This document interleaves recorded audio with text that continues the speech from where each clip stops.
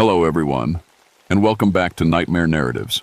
I can picture some of you already in bed, maybe some of you just getting home from work. Wherever you are, whatever time it is, I'm glad you're here. If this helps you relax or sleep, please like and subscribe. It means a lot. Now let's get you comfortable, and I'll tell you tonight's story. My name is Jacob Millfield, and I've been a park ranger for 17 years. Started back in '59, right after I got back from Korea. These mountains in West Virginia have been my home, my job, and my life ever since. I know every trail, every ridge, every cave system in Blackwater Falls State Park like the back of my hand. People ask me why I stayed so long in such a lonely place. Truth is, after what I saw in the war, the quiet felt good. My wife Sarah used to say I was hiding from the world. Maybe she was right. When she passed 5 years ago from the cancer, I stopped pretending I had any reason to leave. My ranger station sits 40 miles from the nearest town, tucked into a hollow where the radio barely works on a good day.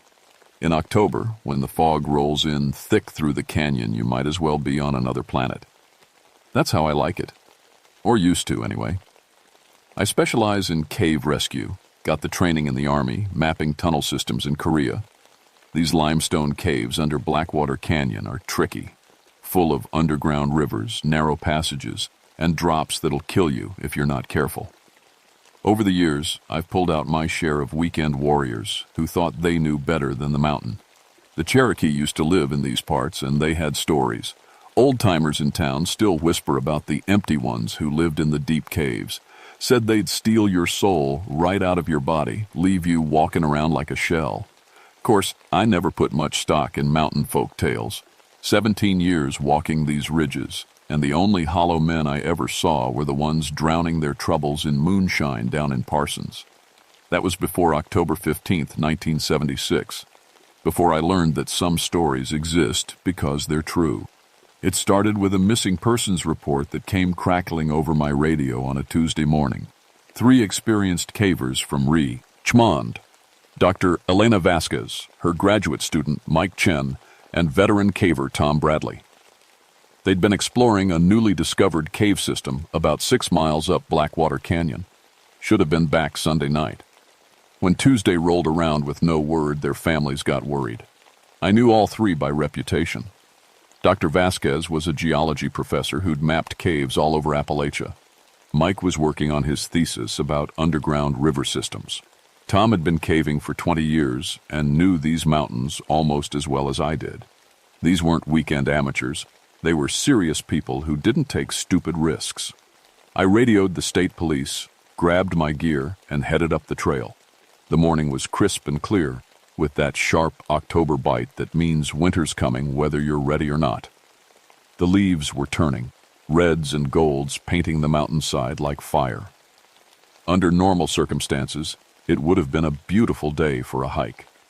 The cave entrance was exactly where Tom had marked it on his topographic map, a narrow opening in a limestone cliff face, maybe 4 feet high and 3 feet wide. What bothered me right away was how quiet it was. Usually these hollows are full of bird calls, squirrel chatter, the rustle of small animals in the underbrush. Here, nothing. Even the wind seemed to die about 50 feet from the cave mouth. I found their camp set up neat and professional in a clearing about 100 yards from the entrance. 3 tents, cooking gear properly stored, fire ring built according to regulations. Everything looked normal except for one thing. Their gear was too clean.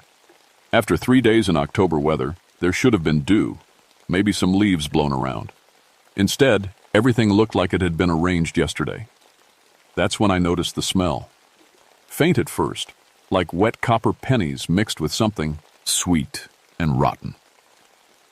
It got stronger as I approached the cave entrance. I'd smelled death before, in Korea, and in these mountains when hikers didn't make it out. This was different. Older, somehow. Like the earth itself was sick.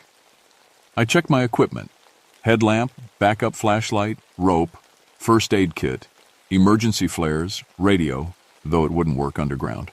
Standard cave rescue protocol. I called out at the entrance, "Elena, Mike, Tom," and listened to my voice echo back from the depths. No response. but the echo seemed to go on longer than it should have, bouncing around in spaces that sounded bigger than any cave system I knew about in this area. The entrance was tight, but I've squeezed through worse. What struck me as odd was how the rock around the opening looked. There were scratch marks like something had been clawing at it from the inside. And wedged into a crack about eye level, I found something that made my blood run cold. A human finger bone, yellowed with age, jammed into the limestone like someone had been trying to seal the cave shut. I should have turned around right then. Should have called for backup, maybe brought in the state police dive team that had worked with me before. Instead, I clicked on my headlamp and squeezed through that opening into the dark. The tunnel opened up after about 20 feet into a chamber the size of my living room. My light swept across flowstone formations and limestone columns that had been growing for thousands of years. Beautiful stuff, the kind that makes you understand why people risk their necks to see what's hidden under the world. But something was wrong with the air. It was cold, maybe 15 degrees colder than it should have been for October. And that copper smell was stronger, mixed with something that reminded me of hospitals, antiseptic, and death. That's when I found the first piece of their equipment. Tom's climbing helmet sat in the middle of the chamber floor, positioned perfectly upright like someone had placed it there on purpose. The headlamp was still attached, battery Ds. Add. I picked it up and immediately wished I hadn't. It was covered in a thin film of something sticky and warm, despite the cold air. My light swept the chamber again, more carefully this time. That's when I saw the formations that weren't natural. Small piles of stones, arranged in perfect circles. Bones, animal bones, I hoped, laid out in straight lines pointing deeper into the cave, and carved into the limestone wall, scratched deep with something sharp. They're in the walls. Elena's handwriting. I'd seen it on research papers she'd published about the geology of these mountains. The chamber had 3 passages leading out. The largest headed northwest, sloping down toward the sound of running water. The second was barely wide enough for a person, heading up and to the left. The third was the one that worried me. It headed straight down, and when I shined my light into it, the beam just disappeared into black nothing. I chose the water passage. Underground rivers are dangerous, but at least they're predictable. You follow the water, you find a way out. That's Cave Rescue 101. The tunnel narrowed and widened as I moved through it, sometimes opening into cathedral chambers, sometimes forcing me to crawl on my belly through passages barely 18 inches high. The sound of water grew louder, echoing off the walls in strange ways. Sometimes it sounded like voices calling for help. After maybe half an hour, I found Mike's backpack. It was sitting on a dry ledge about 10 feet above an underground river that ran black and silent through a channel carved smooth by centuries of flow. The pack was organized, gear sorted, and laid out like he was planning to come back for it. But his headlamp was missing, and there were dark stains on the fabric that my light couldn't identify. I called out again, "Mike, Elena, Tom," and this time I got an answer. Faint, coming from somewhere across the river. A voice that might have been Tom's, calling, "Help! Help me!" The voice was wrong, though, too hollow, like it was coming from the bottom of a well. And it repeated the same words over and over. "Help me! Help me! Help me!" I rigged a rope across the river, using my military training to calculate angles and anchor points. The water looked maybe 4 feet deep, moving slow but steady toward some downstream passage I couldn't see. Cold as ice when I tested it with my hand. Halfway across, my rope started to vibrate. Not from the current. This was something moving under the water, something big. I froze on the rope, shining my light down into the black water, and for just a second, I saw a pale shape moving beneath the surface. Human-sized, but wrong somehow. The arms were too long, and where the face should have been was just empty darkness. "Help me! Help me!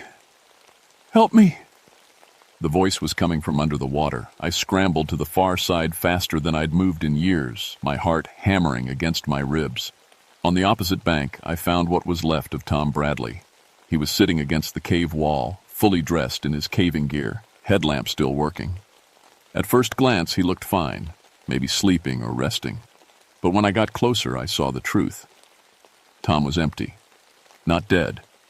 Empty. His skin was intact, his clothes undisturbed, but when I touched his shoulder, he felt like a deflated balloon. Something had hollowed him out from the inside, leaving just the skin and bones behind like a discarded shell. His eyes were gone, not torn out or damaged, just gone, leaving dark holes that seemed to go deeper than they should have. And from those empty sockets came a faint cold breeze like air moving through a tunnel. Help me. Help me. Help me. The voice was coming from Tom's mouth, but his lips weren't moving. Something else was speaking through him. I stumbled backward, my light sweeping wildly around the chamber. That's when I saw them, shapes moving just at the edge of my beam. Translucent, human, shaped, but wrong. They seemed to flow through the limestone walls like the rock was water, emerging and disappearing as they watched me. One came closer, and I got a clear look. It had been human once. I could see the echo of features, the suggestion of a face, but it was hollow, see-through, with gaps where organs should have been. Its eyes were holes that leaked cold air, and when it opened its mouth, I could see straight through to the wall behind it. Help me! Help me! Help me! More voices now, coming from everywhere at once. The hollow thing reached toward me with fingers like icicles, and I felt the temperature drop another 10 degrees. My breath came out in visible puffs. I ran. Back through the passage, stumbling over rocks, banging my shoulders against narrow walls. Behind me I could hear them following. Not footsteps, but a sound like wind through empty spaces. The voices echoed from every direction. Help me! Help me! Help me! I reached the main chamber and didn't stop.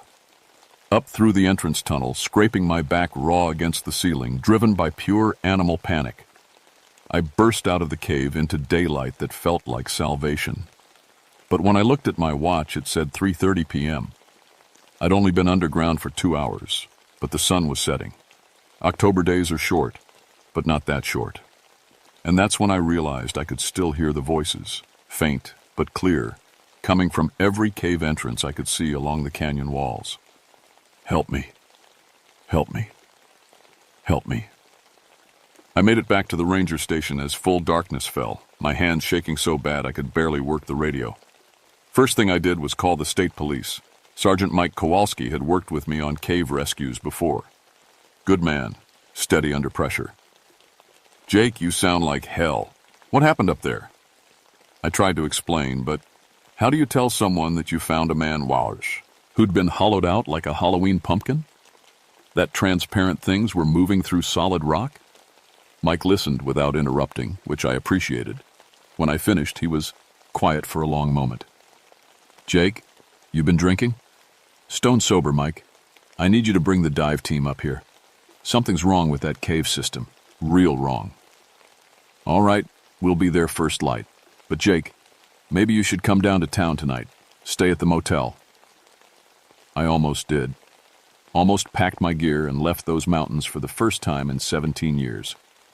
Instead, I sat in my kitchen with a pot of coffee and my service revolver on the table, watching the windows and trying not to think about what I'd seen. Around midnight, the power went out. I'd been in blackouts before. Happens all the time up here when storms knock down the lines. But this was different. The darkness felt thick, like something you could touch. And it was dead quiet. No wind, no night sounds, nothing. I lit an oil lamp and walked through the station, checking windows and doors. Everything was locked tight, but I had the feeling that wouldn't matter much against what was out there.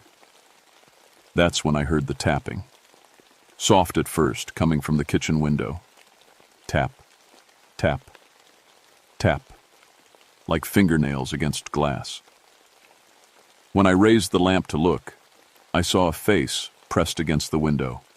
Elena Vasquez, or what was left of her. Her skin was pale and waxy. Her eyes empty black holes. Her mouth moved in that same repeated phrase, though I couldn't hear it through the glass. Help me. Help me. Help me. She raised her hand and tapped on the window again. Her fingers were too long, the joints bent in ways that shouldn't have been possible. Behind her, I could see more shapes moving in the darkness. I backed away from the window, revolver in hand. The tapping spread. Now it was coming from every window, every door. A dozen hollow voices, maybe more, all speaking in unison. Help me, help me, help me. The sound of it made my teeth ache. I retreated to my bedroom, barricaded the door, and sat with my back against it until dawn. When the sun came up, they were gone. The power was back on. The forest sounds returned to normal. If not for the muddy handprints on every window and the claw marks around the door frames, I might have thought it was all a nightmare. Mike Kowalski arrived at 8 a.m. with 3 other officers and Bill Harrison, the best cave diver in the state. Bill had pulled bodies out of flooded caves from here to Kentucky. If anyone could handle what was down there, it was him. We hiked up to the cave in good weather, clear and cool. The smell hit us about 100 yards out, that copper and death stench, but stronger now, like something was rotting in the depths. Jesus, Jake, Bill said, pulling a bandana over his nose. What died down there? We found the camp exactly as I'd left it, except for one thing. There was a 4th tent now, set up neat and proper beside the others. Inside it we found Mike Chen, sitting cross-legged like he was meditating. He looked perfect, not a scratch on him. But like Tom, he was empty. Hollowed out from the inside, eyes gone, breath coming from places breath shouldn't come from. Help me, help me, help me. Bill took one look and backed away fast. Nope, not going down there. We have to, Mike Kowalski said. Dr. Vasquez is still missing. No, she ain't, Bill said, pointing at the cave entrance. She's right there. Elena stood just inside the cave mouth, barely visible in the shadows. She looked normal from a distance, maybe a little pale, maybe standing too still. But when she raised her hand to wave at us, I saw the gaps in her flesh where ribs should have been. Help me. Help me. Help me. The voice came from her mouth, but also from Mike Chen behind us, and from something else I couldn't see moving in the trees. We're leaving, I said. Now. But when we turned around, the path was blocked. More of them, dozens maybe, standing silent between us and the way out. They looked like people I'd known over the years, hikers who'd gone missing, campers, who never made it home. All of them empty, all of them hollow, all speaking in that same endless chorus. Help me, help me, help me. Mike Kowalski drew his service weapon. What are they? Before I could answer, the nearest one stepped forward. It had been a young woman once, maybe 20 years old. Now she was translucent, her insides visible and wrong. Where her heart should have been was just empty space. Where her lungs should have been was darkness that seemed to go on forever. She reached out toward Mike, and he shot her center mass. The bullet passed right through without slowing down, smacking into a tree behind her. She kept coming. Run, I said. We ran toward the cave entrance, the only direction they weren't blocking. Behind us, I could hear them following, that chorus of voices getting louder. Help me, help me, help me. The cave swallowed us, and I knew we'd made a terrible mistake. The cave system had changed. Passages that had been narrow were now wide enough to drive a truck through. The chamber where I'd found Tom's helmet was gone, replaced by a cathedral-sized cavern with walls that pulsed like living tissue. And everywhere, carved into the limestone, were symbols. Ancient ones, spiraling patterns that hurt to look at directly. They seemed to move in my peripheral vision, rearranging themselves when I wasn't watching. Jake, Mike Kowalski whispered. What is this place? Before I could answer, we heard Elena's voice echoing from deeper in the cave. Not the hollow chorus this time, her real voice, terrified and desperate. Please, please, somebody help me. We followed the sound through passages that shouldn't have existed, past pools of black water that reflected lights that weren't there. The walls were covered in more symbols now, and in bones, thousands of them, arranged in complex patterns that made my head spin. We found Elena in a chamber at the heart of the system, suspended over a pool of water so dark it looked like liquid night. She was alive, really alive, not like the hollow things outside. But she was trapped in something that looked like a cocoon made of stone and bone, only her head free. "Thank God," she gasped when she saw us. "I've been here for days. They're using me as bait." "Who?" Mike asked. "Who's using you?" "The hollow men, the empty ones. They're not what you think they are." Around the chamber, shapes began to emerge from the walls. Dozens of them, more than we'd seen outside. But these were different, older, more complete somehow. They moved with purpose, surrounding us in a perfect circle. "They were Cherokee once," Elena continued, her voice getting weaker. "Warriors who found this place hundreds of years ago, but something was already here. Something that needed bodies to survive." The hollow men began to close in, and I could feel the temperature dropping. My breath came out in clouds, and frost started forming on the cave walls.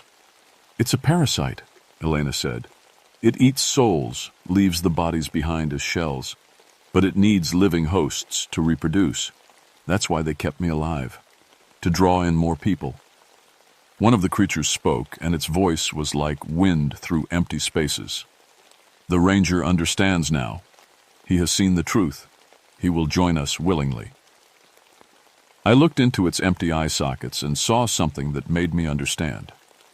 This wasn't about killing people, it was about recruitment. They wanted us to choose to become hollow men. "Why?" I asked. "Because the empty spaces grow cold without warmth. Because the darkness hungers for light. Because there is peace in having nothing left to lose." For a moment, I was tempted. After Sarah died, after 17 years of loneliness in these mountains, the idea of not feeling anything anymore seemed most appealing. Then I remembered my training. In Korea, in situations where surrender seemed like the only option, we'd been taught one thing. When you can't fight your way out, change the Appalachian rules of the fight.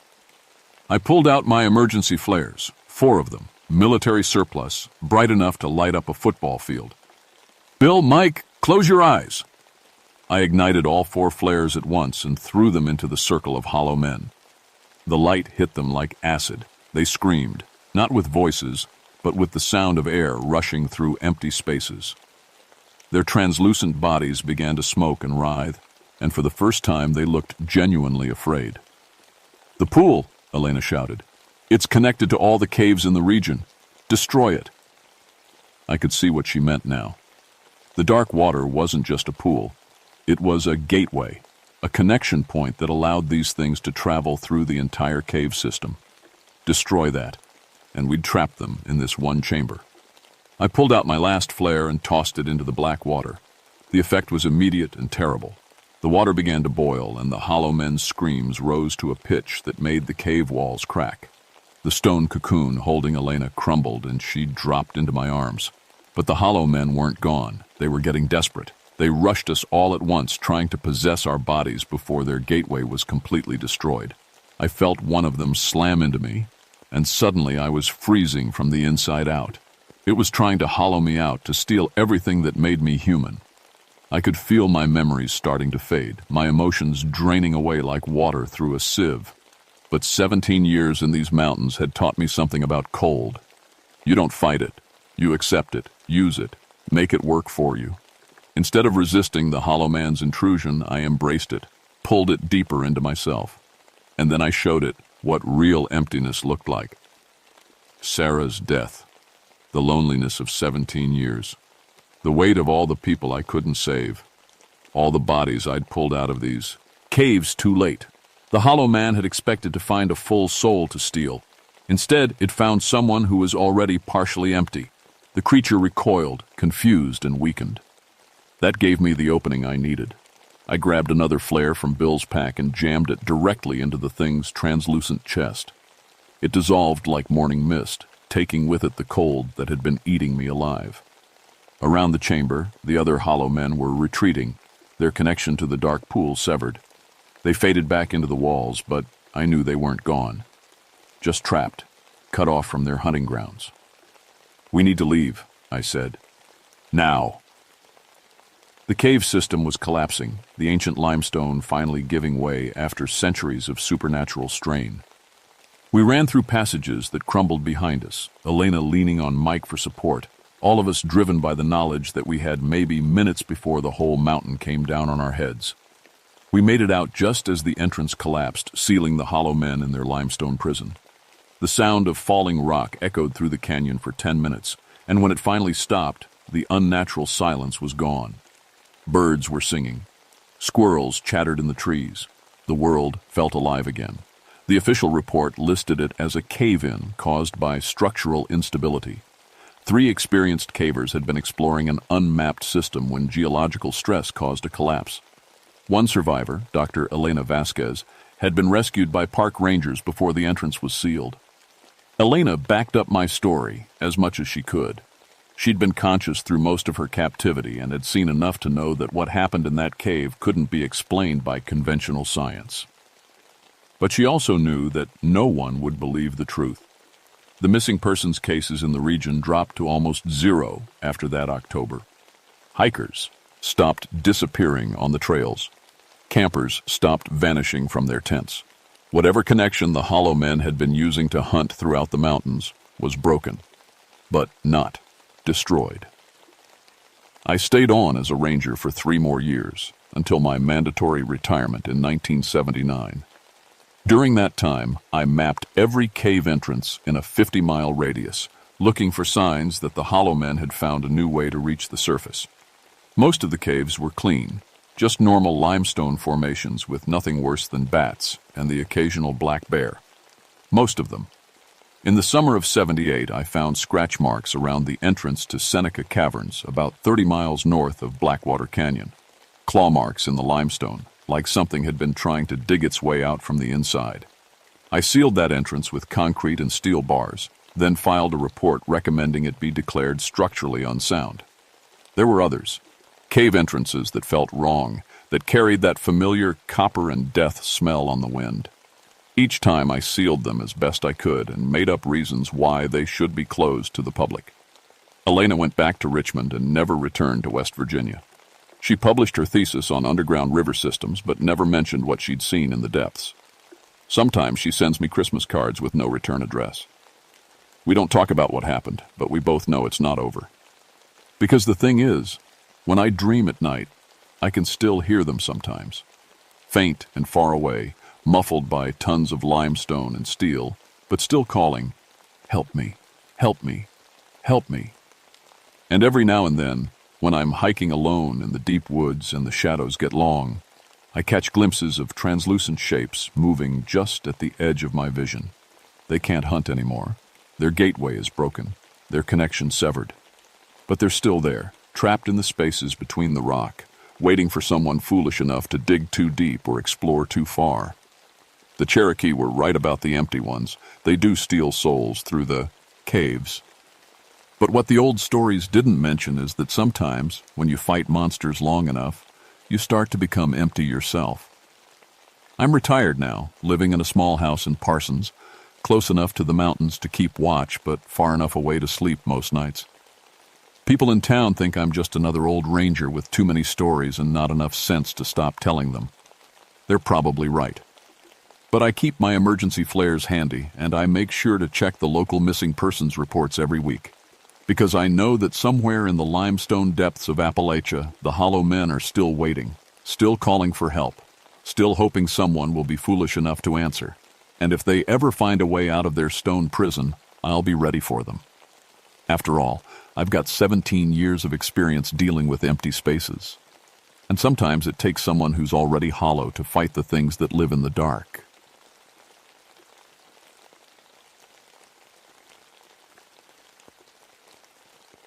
My name is Samuel Grayson, and what I'm about to tell you goes against everything I was taught about Cherokee ways. I've been a forest ranger for 22 years, longer than anyone else in this district. Mount Rogers Wilderness in Virginia has been my home, my job, and my life since I was 26. At 48, I know every trail, every stream, every animal that calls these mountains home. I can tell you what made any track in the mud just by looking at it. Bear, deer, wild turkey. Even the way a raccoon walks different when it's carrying food back to its babies. People always ask how I got so good at tracking. The truth is, it started with my grandmother. She was full-blooded Cherokee, lived on the reservation until she married my grandfather and moved to Virginia. When I was little, she'd take me into the woods and show me things. How to read the forest like a book. How every broken twig and bent leaf tells a story. But she also told me other stories. Scary ones about things that walked in the deep woods. Things that could change their shape, that used to be people but turned into something else. She called them skinwalkers, and she'd get this look in her eyes when she talked about them, like she was remembering something terrible. "Samuel," she'd say, gripping my small hand tight, "you listen to me good. If you ever see something in the woods that don't look right, you run. You don't look back. You don't try to figure it out. You just run." I always figured those were just old stories, ways to keep kids from wandering too far into the forest. When I became a ranger, I learned about real dangers: bears, getting lost, falling off cliffs. I never thought much about grandmother's warnings. I should have. It was late August 1964 when everything changed. The nights were getting cooler than they should have been, and we were in a new moon period. The mountains felt different somehow, quiet in a way that made the hair on my arms stand up.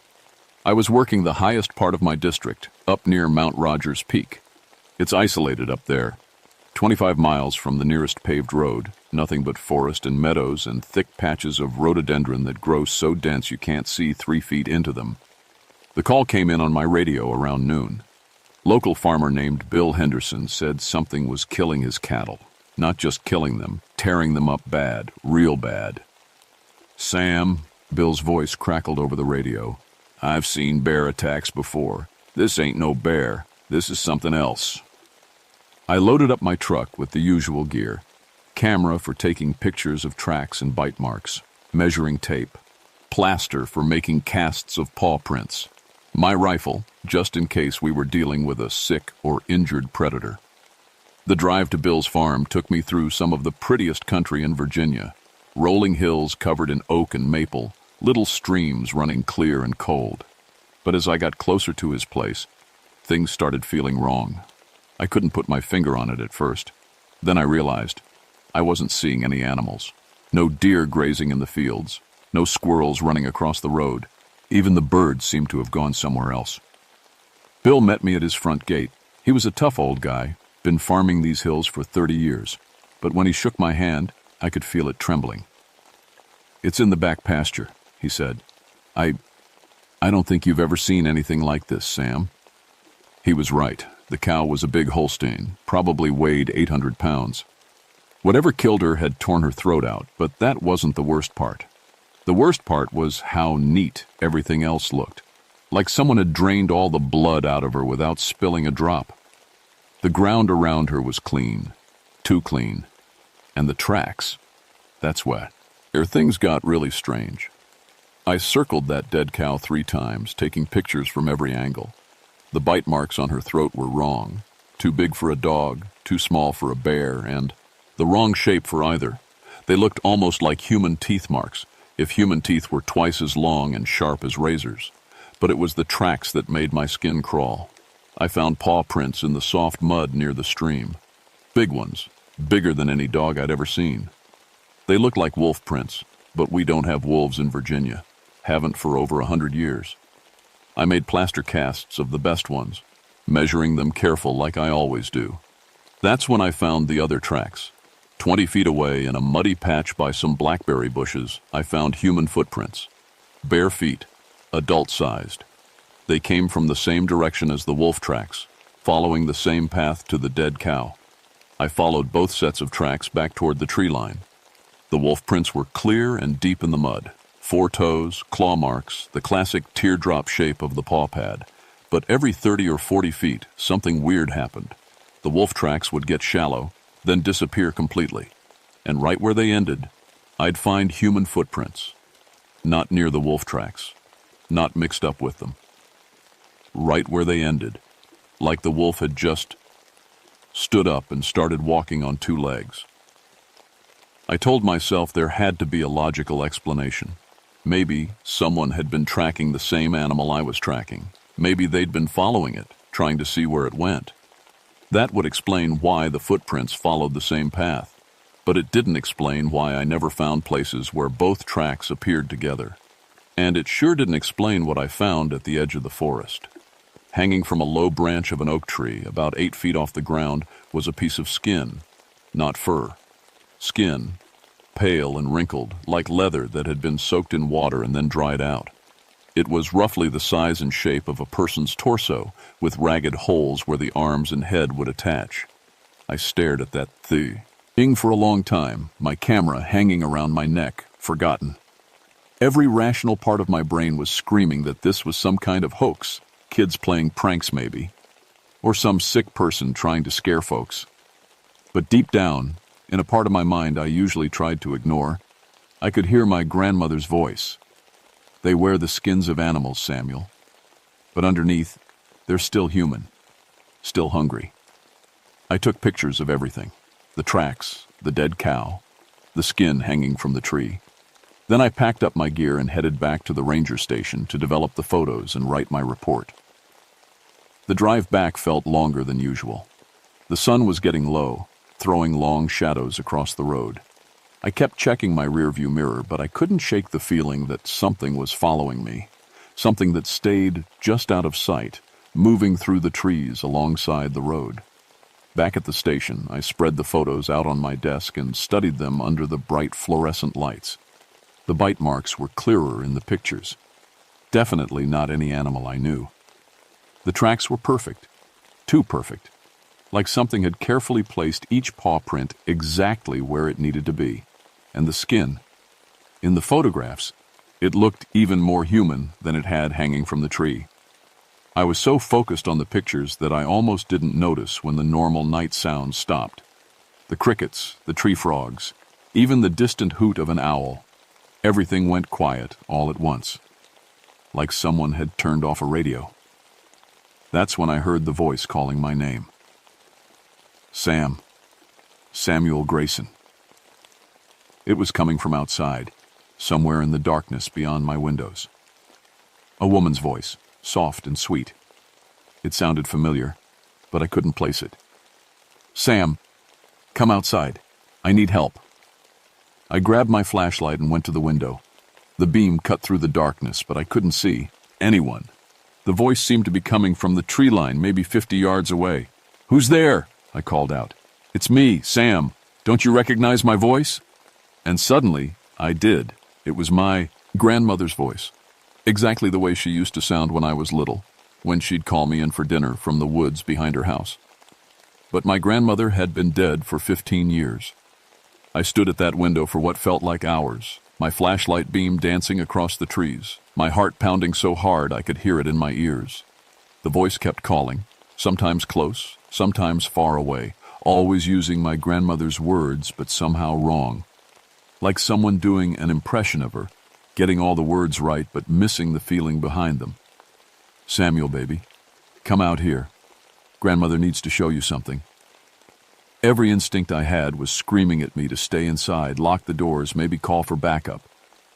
But part of me, a deep, scared part that remembered being 7 years old and safe in my grandmother's kitchen, wanted to go out there, wanted to see her face one more time. I'm glad I didn't. Around midnight, the voice stopped. The normal night sounds came back gradually. First the crickets, then the frogs. Finally an owl hooting from somewhere deep in the forest. I tried to convince myself I'd imagined the whole thing. Stress from the weird crime scene maybe, too much coffee and not enough sleep. But when morning came, I found barefoot human prints in the soft dirt right outside my window. I called in sick the next day, spent the morning in town talking to old-timers at the diner, asking casual questions about local legends and strange stories. Most of them just laughed and told me the usual ghost tales, haunted houses, Civil War soldiers still walking their posts, that kind of thing. But when I mentioned the name Henderson, the laughter stopped. Bill Henderson's place? asked an old Cherokee man named Joe Crow Feather. He must have been 80, with hands like leather and eyes that seemed to see right through you. That land's got a bad histo. Rye Ranger. Real bad. He told me the story in a low voice, glancing around like he was afraid someone might be listening. Back in the 1920s, there was another forest ranger working that area, a young man named Thomas Birdsong, half Cherokee like me. He was good at his job, knew the woods better than anyone. But something went wrong.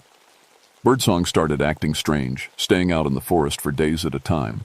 When he came back, he'd have scratches on his face and mud under his fingernails, like he'd been digging in the dirt with his bare hands. He stopped talking to people, stopped coming to town. Then the killing started. Livestock at first, torn up just like Bill Henderson's cow. Then pets, dogs and cats going missing, found days later drained of blood. Finally, people started disappearing. Hunters who went into the deep woods and never came back. The other rangers went looking for Birdsong, but they never found him. Just his uniform, torn to shreds and hanging from a tree like a shed skin. Some Cherokee folks say he turned skinwalker, Joe whispered. Learned the old dark magic, the forbidden ways. They say he's still out there, still hunting. I thanked Joe for the story and headed back to my station, trying to tell myself it was just local folklore. Every culture has its boogeyman stories. But that night, I got another call. This time it was Martha Webb, lived about 10 miles north of Henderson's farm. She was crying so hard I could barely understand her. "My dog's gone," she sobbed into the phone. "Buster's gone, and there's blood everywhere." I found Buster in Martha's backyard, or what was left of him. Same as the cow, throat torn out, body drained of blood, everything too neat and clean. The tracks around him were wolf prints again, but bigger this time, deeper. And leading away from the dog's body, I found a trail of human footprints. I followed them into the forest, my flashlight cutting through the darkness between the trees. The prints were easy to track. Whoever made them wasn't trying to hide their trail. They led deeper into the woods, up toward the high country where the old Cherokee hunting grounds used to be. I should have turned back. Should have called for help, waited for daylight, done anything except follow those tracks deeper into the forest. But I kept thinking about my grandmother's stories, about the warning in her eyes when she talked about things that walked in the deep woods. I had to know. The trail led to a small clearing maybe 3 miles from Martha's house. In the center of the clearing, arranged in a perfect circle, were bones, human bones, bleached white by years of weather. And in the center of the bone circle, stuck into the ground like fence posts, were wooden stakes topped with animal skulls. Wolves, bears, deer, dozens of them, all grinning down at me with empty eye sockets. But the worst part was what I found hanging from the trees around the clearing. Skins, dozens of them, animal pelts and other things. Things that might have been human once, before they were carefully removed and stretched out to dry.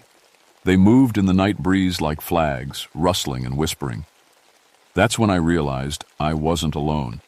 Something was moving through the trees at the edge of the clearing. Something big, staying just outside the range of my flashlight.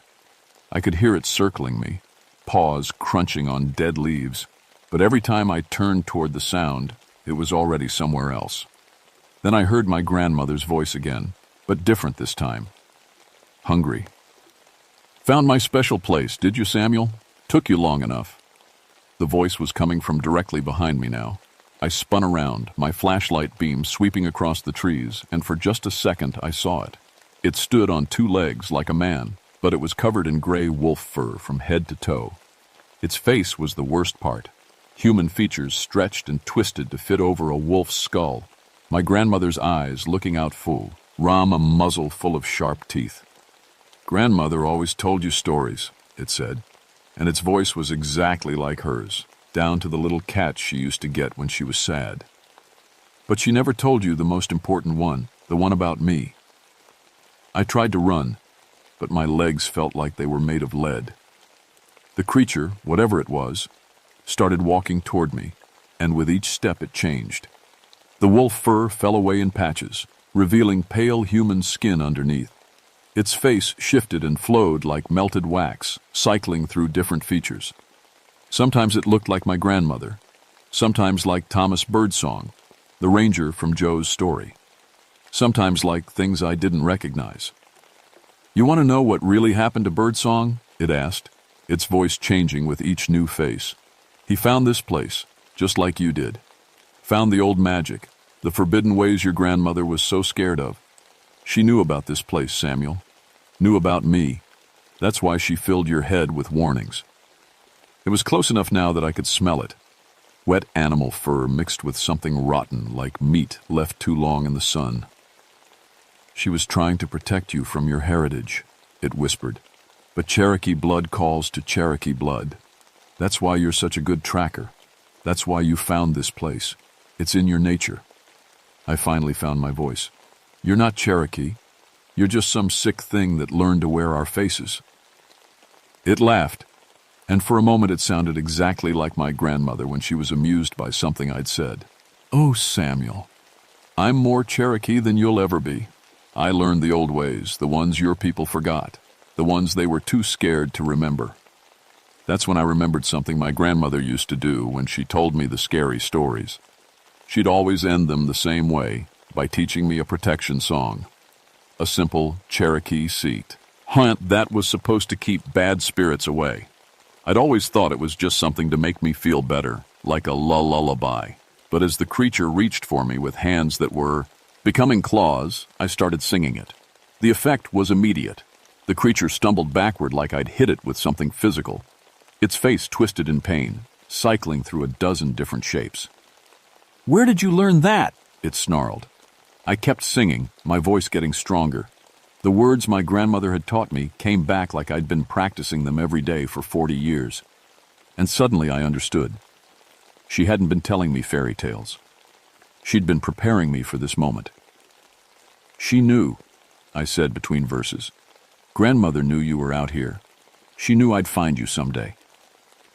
The creature was backing away now, but its eyes never left my face. "You think one little song will save you? I've been hunting these mountains for 40 years, boy. I've taken everything from rabbits to grown men. What makes you think you're special?" I reached into my pocket and pulled out something I'd been carrying since I was 12 years old. A small leather pouch my grandmother had given me, filled with sacred tobacco and blessed herbs. I'd always worn it like a good luck charm, never really believing it had any power. "Because she gave me more than songs," I said. I opened the pouch and threw the contents at the creature. Where the herbs touched its skin, smoke rose like the flesh was burning. It howled, not like a wolf, but like a man in terrible pain, and fell to its knees. "Thomas Birdsong," I said, remembering the name Joe had told me. "That's who you used to be, isn't it? Before you chose the dark path." The creature's face solidified into human features, a young Cherokee man with sad, hollow eyes. "I was so lonely," it whispered. 40 years alone in these mountains, watching, hunting. The magic promised me power, but it didn't tell me the price." "The price was your soul," I said. It nodded slowly. "I can't die, Samuel. Can't live, can't die, can't chang. Be back. Just hunger and hunt forever." I looked around at the bone circle, at the skins hanging from the trees, at the decades of death this thing had caused. "There's always a choice," I said. "Even now. What happened next still gives me nightmares." Thomas Birdsong, or the thing he'd become, looked up at me with those hollow eyes and smiled. For just a moment he looked human again, young and sad and lost. "Thank you," he whispered. Then he spoke a word in Cherokee, something old and final, and his body simply came apart. Not violently, not with blood and screaming. He just dissolved, like morning mist when the sun hits it. The wolf fur, the twisted features, even the human parts, everything crumbled to dust that scattered in the night wind. I stood alone in that clearing for a long time, surrounded by the evidence of 40 years of killing. The bones, the skulls, the hanging skins. They were still there, but somehow they felt different now. Empty. Just old remains instead of active threats. I burned it all. It took me 3 trips back with gasoline and matches, but I burned every scrap of it. The bones, the pelts, even the wooden stakes. I watched it all turn to ash and smoke that rose up through the trees toward the stars. Then I went home and wrote my report. Predator eliminated, I typed. Threat to livestock resolved. I didn't mention the Skinwalker, or Thomas Birdsong, or my grandmother's protection songs. Some truths are too big for paperwork. That was 6 months ago. I'm still working the same district, still tracking the same mountains. But everything's different now. I understand what my grandmother was trying to tell me. The Cherokee have stories about skinwalkers for the same reason we have stories about poisonous plants and dangerous animals, because knowing about them might save your life someday. She knew I'd inherited something from her, so me thing that would draw me to the old places where the old magics still lingered. She spent my childhood preparing me for a fight she knew was coming, even if I didn't believe it myself. Keep her pouch of sacred tobacco with me all the time now. I've learned more of the protection songs, tracked down other elders who remember the old ways.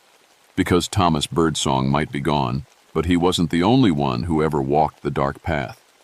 Sometimes on nights when the moon is dark and the forest goes too quiet, I hear things moving through the trees around my station. Things that step too light to be bears, too heavy to be deer. Things that might have been human once, before they chose to become something else. When that happens, I sing my grandmother's songs and trust in her wisdom. So far it's been enough. But I know they're out there, waiting in the deep woods where the old Cherokee hunting grounds meet the modern world. Waiting for someone else to find the forbidden places, to learn the forbidden magics, to trade their soul for power they don't understand.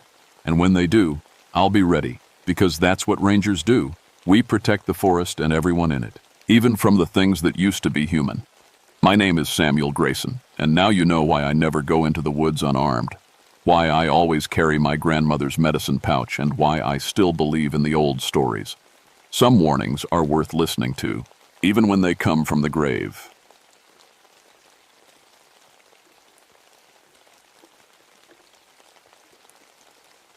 My name is Margaret Thornbridge, and I've spent 13 years as a ranger in Daniel Boone National Forest. People always look surprised when I tell them I was the first woman ranger in this part of Kentucky. Back in 1958, they weren't sure what to do with a woman who had a PhD in botany and wanted to spend her days in the wilderness. I love my work. There's something pure about studying plants in their natural home. No lab walls, no artificial lights. Just me, my field notebook, and whatever secrets the forest wants to share. The Red River Gorge has been my special place for the last 5 years. Those ancient sandstone cliffs hold plant communities you can't find anywhere else on Earth. September of 1971 started like any other month. The leaves were just beginning to turn, and morning mists hung thick in the gorge. But something felt different that year.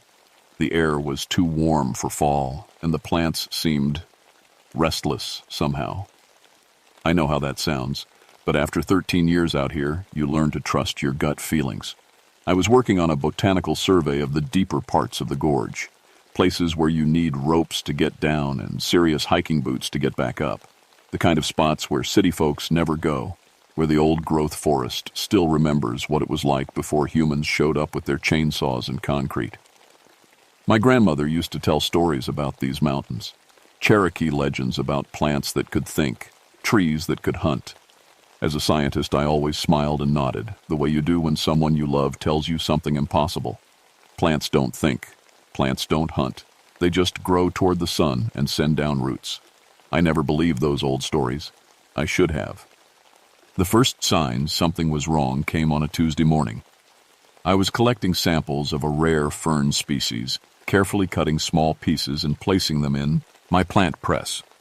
Standard procedure: take a small sample, preserve it between papers, let it dry, then study it back at the station.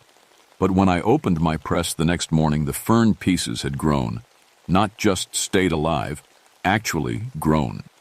New fronds were unfurling between the pressing papers, and tiny roots were reaching out through the gaps. I stared at those impossible green tendrils for a long time. Plants don't grow after you cut them. That's not how biology works. But there they were, stretching toward the morning light like they were trying to escape. I told myself it had to be contamination. Maybe I hadn't cleaned my equipment properly. Maybe there were spores or seeds mixed in with the samples. There had to be a reasonable explanation. There always is, until there isn't. I went back to the same spot the next day, determined to figure out what was happening. The location was about 3 miles down into the gorge, where the walls rise up like cathedral spires and the forest floor stays dim even at noon. My boots crunched on fallen leaves as I made my way down the familiar trail. But when I reached the spot where I'd collected the fern samples, I stopped dead in my tracks. The plant was bigger, much bigger. The day before, it had been a modest little fern tucked between 2 rocks. Now it spread across nearly 6 feet of forest floor, its fronds reaching up past my waist. I pulled out my measuring tape with shaking hands. In less than 24 hours, this plant had grown from maybe 8 inches to over 4 feet. I knelt down to examine it more closely, and that's when I smelled it. A sweet, thick scent that made my stomach turn. Like honey mixed with rotting meat. The kind of smell that makes you want to breathe through your mouth. My field notebook shows I spent 2 hours taking measurements and photographs that day. But I remember something else, something I didn't write down at the time. The whole time I was there, I felt watched. You know that feeling when someone's staring at you from across a room? It was like that, but all around, me. Like the forest itself had eyes. I was packing up my equipment when I heard the first whisper. It wasn't words exactly, more like the sound wind makes when it moves through leaves. But there wasn't any wind that day. The air hung perfectly still in the gorge. Yet somewhere behind me, something was making soft, rustling sounds that almost sounded like speech. I turned around slowly, my heart beating faster than it should. Nothing, just trees and ferns and the quiet shadows of the forest. But as I walked back up the trail, I kept hearing it. Whispers following me, staying just at the edge of understanding. And I swear I could feel something moving in the underbrush, keeping pace with me, always just out of sight. That night I called Dr. Peterson at the University of Kentucky.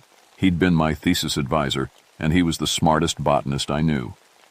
"Margaret, plants don't grow 4 feet in one day," he said when I described what I'd seen. "Are you sure you measured the same plant?" "I marked it with a red ribbon, Dr. Peterson. It's definitely the same one." "Then there has to be another explanation. Maybe the soil conditions or some kind of hormonal growth stimulant in the environment. Have you tested the soil composition?" I promised I'd take soil samples the next day, but I could hear the doubt in his voice. He thought I was making a mistake or maybe losing my mind.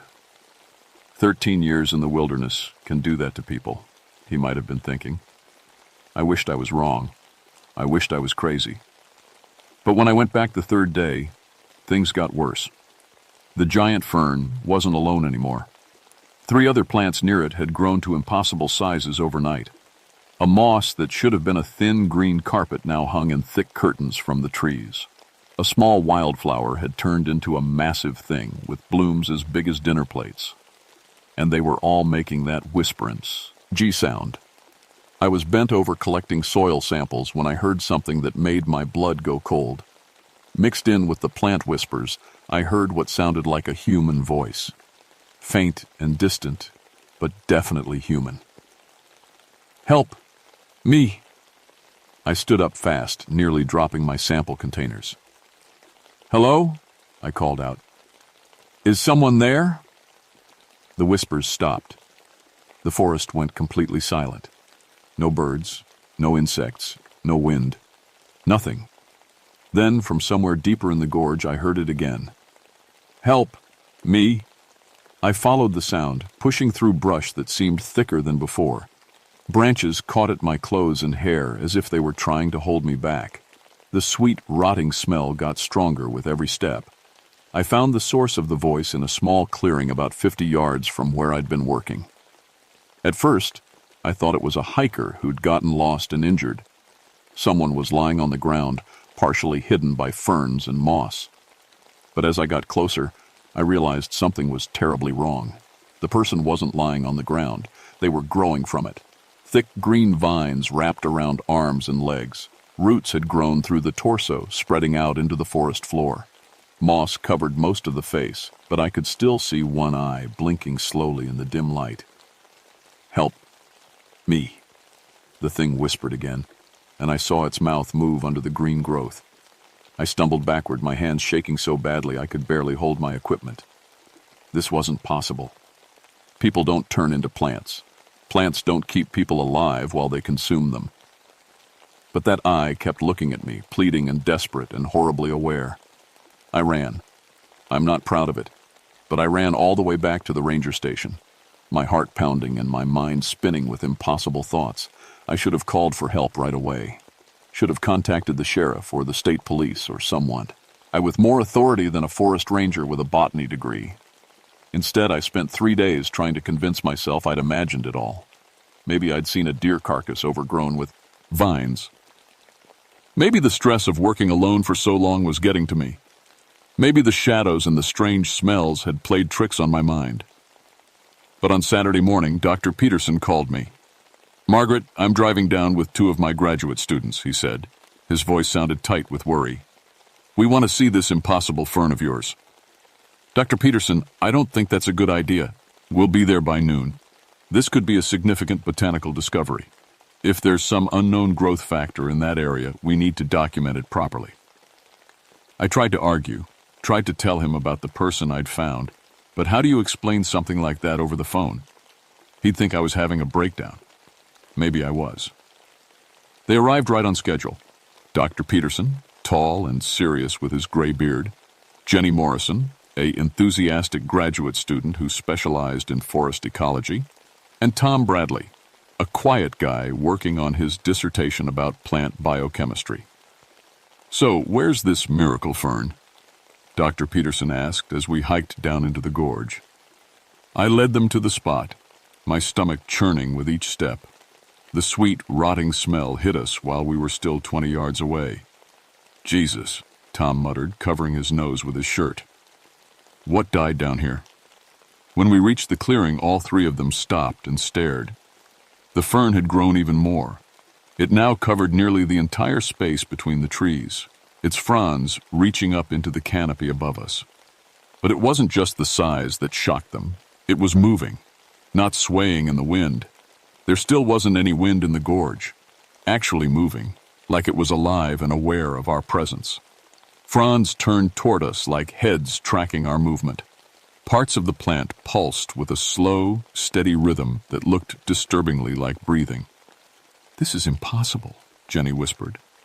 She pulled out her camera and started taking pictures, but her hands were shaking. Dr. Peterson knelt down to examine the base of the plant, pulling out a magnifying glass and his sample kit. "Margaret, have you taken any tissue samples from this specimen?" "I tried the first day, but what?"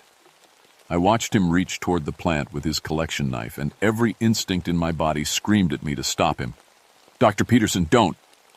Too late. His blade touched the fern, and everything changed. The plant moved fast, faster than anything that big should be able to move. Thick fronds wrapped around Dr. Peterson's arm before he could pull back.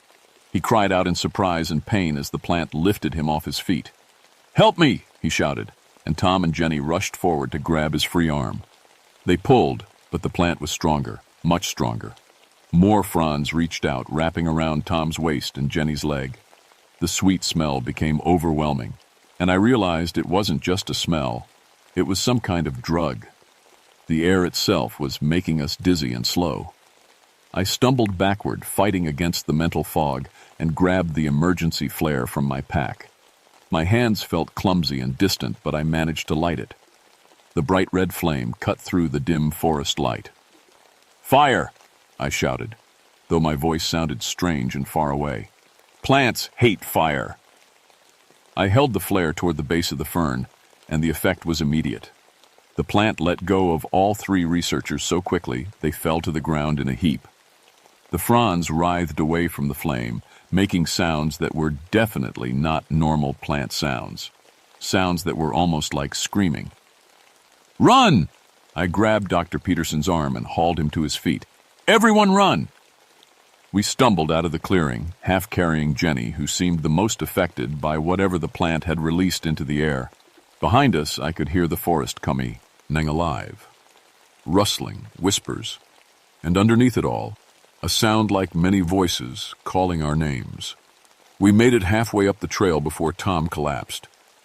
"I can't," he gasped, falling to his knees. "Something's wrong."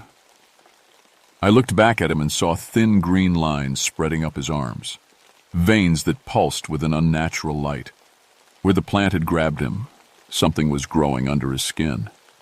"It's in me," he whispered, staring at his hands in horror. "Oh God, it's growing inside me." Dr. Peterson and Jenny were showing the same symptoms, green veins spreading from where the plant had touched them. Their eyes were beginning to take on a strange, glassy look. "Margaret," Dr. Peterson said, and his voice sounded different, calmer, like he was falling asleep. "You need to go, whatever this is. It's not finished with us." "I'm not leaving you." "You have to." Jenny's voice was getting dreamy too. "Someone needs to warn people. Someone needs to stop this."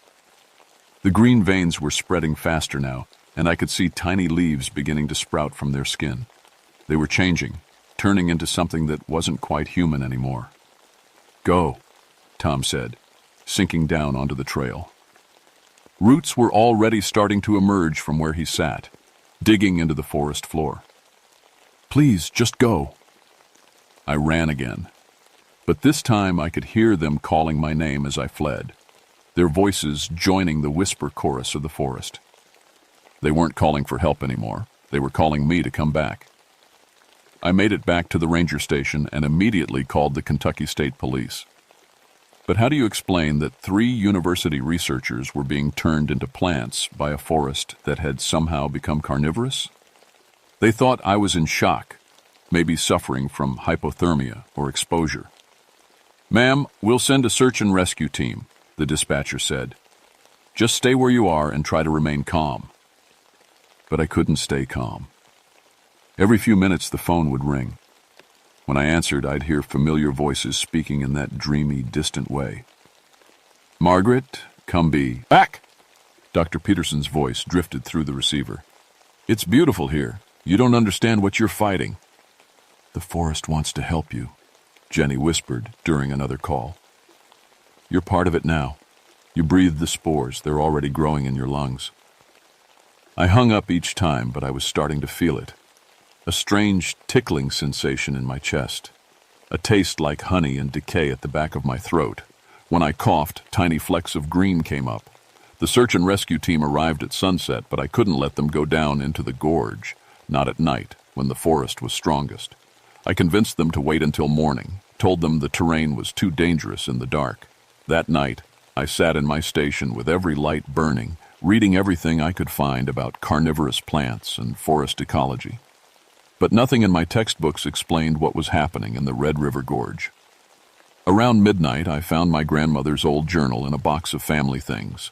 She'd written about the Cherokee stories, the legends about plants that hunted and consumed human fear before taking human flesh. According to her notes, the Cherokee had a name for places like this: Whispering Hollows, locations where the forest itself had become aware, where plants had learned to work together as a single, massive organism. They were rare, and they were incredibly dangerous. The journal included old remedies. Salt scattered in a wide circle could disrupt the plant network's communication. Certain high-pitched sounds could cause the root systems to convulse. And fire. Fire was always effective, but only if you could get to the heart of the organism. As I read, I realized what I was really dealing with. This wasn't just one giant fern that had grown too fast. It was a collective consciousness that had been growing in the deep parts of the gorge for decades, maybe centuries. Every plant connected by underground roots, sharing information and resources, learning, and now it was learning about humans. When dawn broke, I loaded my truck with everything I thought might help. Emergency flares, a bag of rock salt, my grandmother's old silver whistle that made sounds almost too high to hear, and a 5-gallon container of gasoline. The search and rescue team wanted to follow me down, but I convinced them to stay at the rim of the gorge. If I didn't come back by noon, they could call in the National Guard or whoever else they thought might believe this story. The forest was different in the morning light, more active, more aware of my presence. Vines hung lower across the trail, forcing me to duck and weave. Roots pushed up through the path, trying to trip me. And everywhere that constant whisper that was starting to sound more and more like actual words. Come to us, Margaret. Join us. Be part of something greater. I followed the sound deeper than I'd ever gone before, into parts of the gorge that weren't on any map. The walls rose up on both sides, and the canopy closed overhead until I was walking through a green tunnel lit only by dim, filtered sunlight. The whispers led me to a place that shouldn't have existed. A vast underground chamber opened up in the heart of the gorge, as if the earth itself had been hollowed out by roots and time. Ancient trees grew in impossible spirals, their branches weaving together into a living ceiling hundreds of feet above. And in the center of it all was the heart of the organism.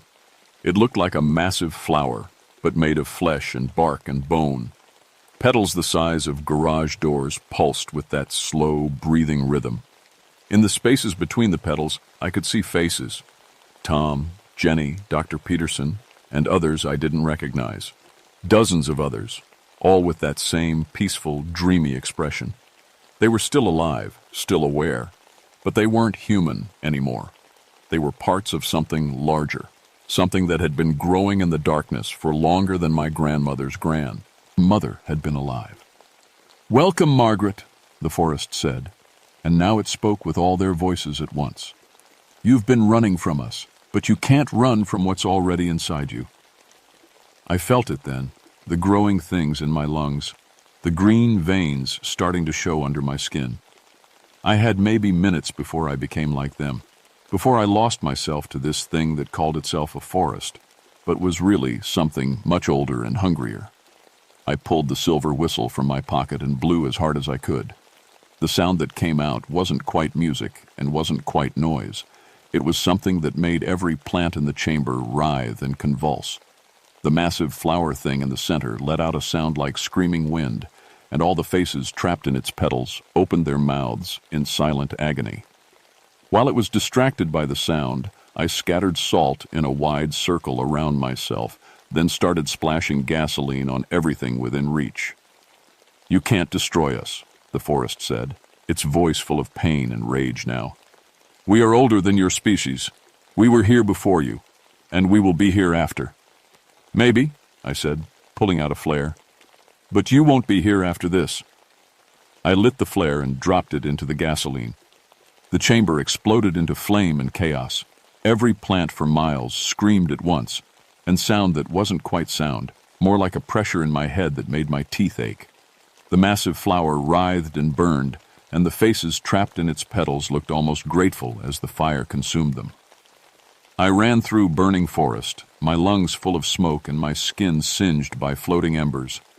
Behind me, the entire heart of the gorge was collapsing as centuries-old root systems died all at once. I made it to the rim, just as the search and rescue team was preparing to come looking for me. They said later that the smoke from the forest fire could be seen for 50 miles.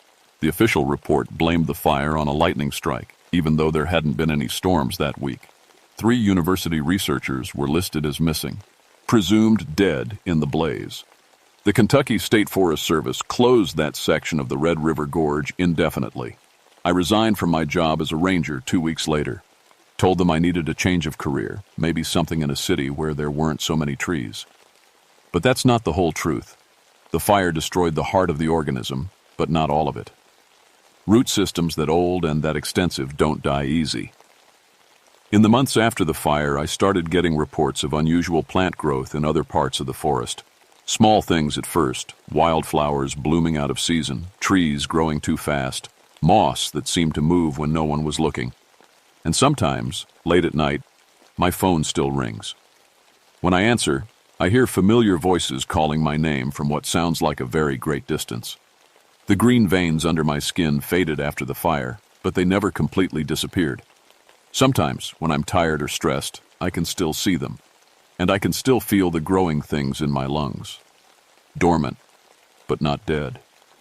I know what that means. Part of me is still connected to what's left of the forest organism. Part of me will always be connected to it. That's why I'm writing this down. Not because I think anyone will believe it, but because someone needs to know what's really growing in those deep, dark places where humans rarely go. The Cherokee were right. There are places where the forest remembers what it was like before we showed up with our roads and our cities and our assumption that we're the only intelligent life on this planet. And sometimes, in those places, the forest decides to fight back. If you're ever hiking in the Daniel Boone National Forest and you smell something sweet and rotting on the wind, turn around and walk away.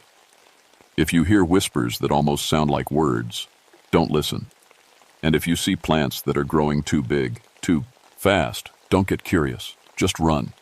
Because some things are better left undisturbed, growing quietly in the dark, whispering secrets that human ears were never meant to hear. My name is Margaret Thornbridge, and I've seen what happens when we forget that we're not the only things on this planet that know how to hunt.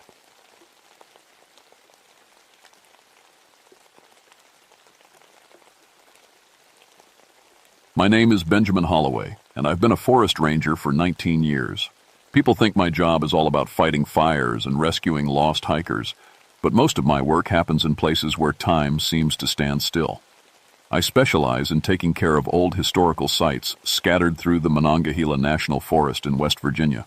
Churches, cemeteries, abandoned settlements, places where people lived and died long before anyone thought to put them on a map. November 1983 was shaping up to be one of the coldest winters on record. I was 44 years old then, old enough to know better than to venture into Canaan Valley when the weather reports were calling for an early blizzard. But the state had asked me to document a site that had been recently discovered by some geology students. The ruins of what appeared to be a 19th century religious settlement deep in a hollow that most folks had forgotten existed. The thing is, I grew up in these mountains. My family has been here for 5 generations, and we know the stories. Every hollow has its tales. Every abandoned church has its ghosts. But I never put much stock in the old stories about serpent-handling churches summoning demons. I was a practical man, trained in archaeology and historical preservation. I'd even spent 2 years in seminary before deciding that studying dead congregations was more interesting than preaching to living ones. That morning, as I loaded my gear into the truck, the air had that heavy feeling that comes before a big storm. The mountains were quiet in a way that made the hair on your arms stand up. Even the birds seemed to have left early for warmer places. The drive to the site took me down logging roads that hadn't seen maintenance in decades. My truck bounced and groaned over ruts frozen solid by the cold. By the time I reached the trailhead, fat snowflakes were starting to fall. The hike down into the valley took me about an hour. The settlement ruins sat in a natural bowl surrounded by tall pines like nature had tried to hide them from the world. As I got closer, I could see why the geology students had been excited. Most abandoned settlements in these mountains are just foundation stones and maybe a chimney. This place was different. The church was still mostly standing. It was a simple building, made from local stone with a wooden bell tower that leaned at an angle that should have brought it down years ago. The bell itself was cracked right down the middle and hung crooked in its housing. Around the church I could see the outlines of other buildings, houses, a well, what might have been a schoolhouse. I set up my camera equipment and started taking photos. The settlement looked like it had been abandoned suddenly. There were still dishes on what remained of some tables, tools scattered in yards. It was like everyone had just walked away one day and never come back. As I worked, the snow started falling harder. By the time I had finished my initial survey, there was already an inch on the ground. I checked my radio. Nothing but static. The storm was coming in faster than predicted, and I was going to be stuck here until it passed. I made camp in what used to be the main house. It had most of its roof and 3 solid walls. As I set up my sleeping bag and started a small fire in the old fireplace, I found myself looking out the empty window frame at the church. Something about it bothered me, though I couldn't put my finger on what. That's when I heard it for the first time. A low, mournful sound that could have been wind through the trees or an old church bell swaying in the storm. But I looked out at that cracked bell, and it wasn't moving at all. I woke up the next morning to complete silence. The kind of silence that makes you check if you've gone deaf. The snow had stopped, but it had piled up 3 feet deep overnight. My truck wasn't going anywhere for days. After breakfast, I started my real work. I pulled out the historical records I'd brought and began reading about the settlement while I took detailed photographs of everything. The place had been called Sanctified Hollow, established in 1881 by a religious group that had split off from a mainstream Methodist church. The records were thin, but what was there painted a picture of a community that had grown increasingly isolated and extreme in their beliefs. According to the county records, the entire settlement had vanished in the winter of 1887. No bodies were ever found, no signs of violence. The assumption was that they had all moved on, maybe heading further west, like so many communities did in those days. But reading between the lines, I got the feeling that the local authorities had been happy to see them gone. I was photographing the interior of the church when my camera started acting up. The flash would fire, but when I developed the pictures later, they showed things that weren't there when I took them. Shadows in the shape of people sitting in pews that had rotted away decades ago. Figures standing behind the altar where I knew I had been alone. At first I thought it was just a problem with the equipment. Old cameras can be temperamental in the cold. But when I looked through the viewfinder, sometimes I could swear I saw movement in the peripheral vision. Nothing there when I turned to look directly. The church itself was in better condition than it had any right to be. The wooden floors were solid, the walls mostly intact. Someone had carved symbols into the altar that I didn't recognize, not Christian crosses, but twisting shapes that seemed to move when you weren't looking directly at them. Behind the altar I found a door that was barely visible until you were right on top of it. It was made from the same stone as the walls, fitted so perfectly that it looked like part of the architecture. There was no handle, but when I pressed against it, it swung inward on silent hinges. The stairs beyond were carved directly from the living rock, descending into complete darkness. The air that rose from below smelled of old incense mixed with something else, something sweet and rotten that made my stomach turn. I should have left it alone, should have marked its location and come back with a proper archaeological team. But there's something about discovering a secret that makes you want to be the first one to see what's hidden. I got my flashlight and started down the stairs. The steps went deeper than I expected, maybe 30 feet down into the mountain. At the bottom, I found myself in a natural cave that had been expanded and shaped by human hands. The ceiling was low, maybe 7 feet high, and the walls were covered with the same twisted symbols I'd seen on the altar above. But it was what was in the center of the cave that made my blood run cold. Human bones. Dozens of them, maybe hundreds. But they weren't scattered randomly like you'd expect in a burial cave. They were arranged in neat rows, sitting upright as if they were attending some kind of service. Each skeleton sat with perfect posture, hands folded in their laps, empty eye sockets all facing toward the front of the cave where someone had built an altar from stones and bones. My hands were shaking as I took pictures. The flash lit up the cave in stark white bursts, and for just a moment between flashes, I could swear the skeletons moved, turned their heads to look at me, but when the light came back on, they were sitting perfectly still again. I backed out of that cave as fast as I could and sealed the door behind me. By the time I got back outside, it was getting dark and the temperature was dropping fast. I built up my fire and tried to make sense of what I'd found. That night, as I lay in my sleeping bag trying to sleep, I heard singing. It was faint at first, like voices carried on the wind from very far away. An old hymn that I remembered from my seminary days, but the words were wrong. Instead of praising God, they were calling to something else, something that lived in the dark places under the earth. I looked out the window at the church, and I swear I could see lights flickering inside, candle flames dancing in windows that had no glass. But when I blinked, the church was dark and empty again. The singing went on until dawn. The next day, I tried to convince myself that I'd imagined the singing. Isolation and stress can play tricks on your mind, especially when you're dealing with the kind of discovery I'd made in that cave. But deep down, I knew what I'd heard was real. I spent the morning taking pictures of the settlement from every angle, documenting everything I could before the storm cleared and I could get out. But I kept finding myself drawn back to the church. There was something about it that wouldn't let me leave it alone. The cracked bell caught my attention.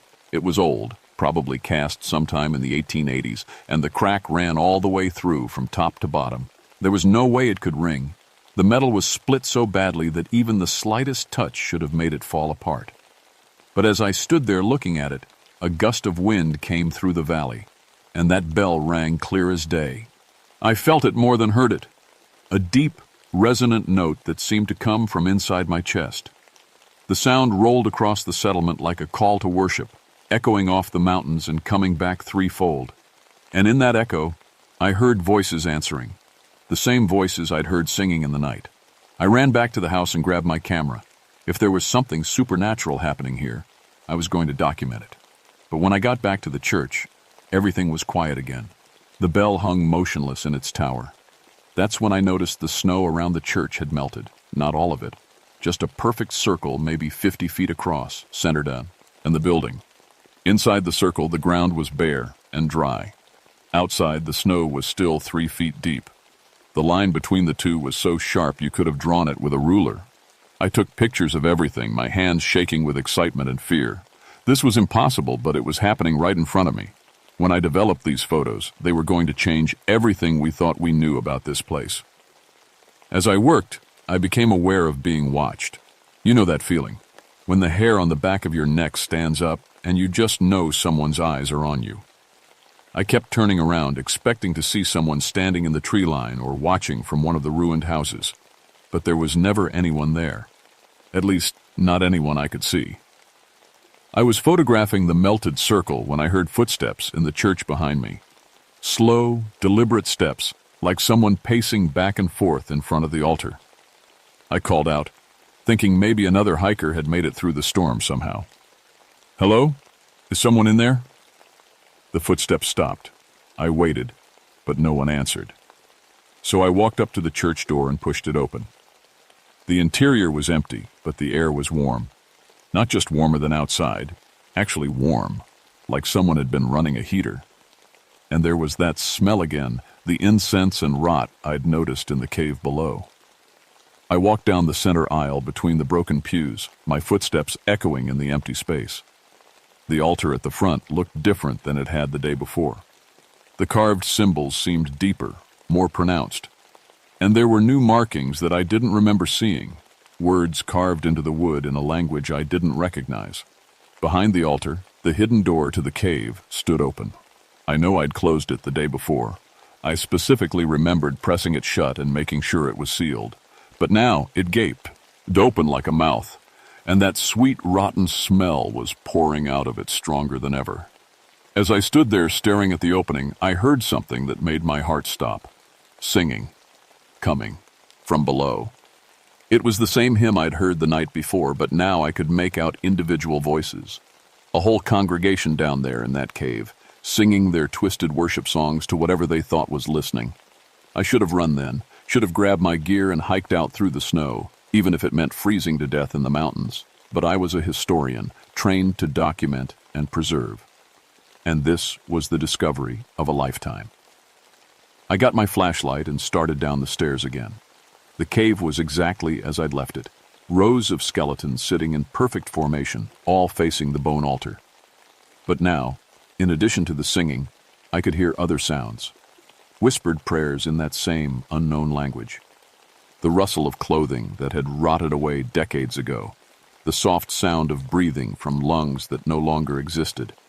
And as I stood there in the darkness, surrounded by the dead, one of the skeletons in the front row turned its skull to look at me.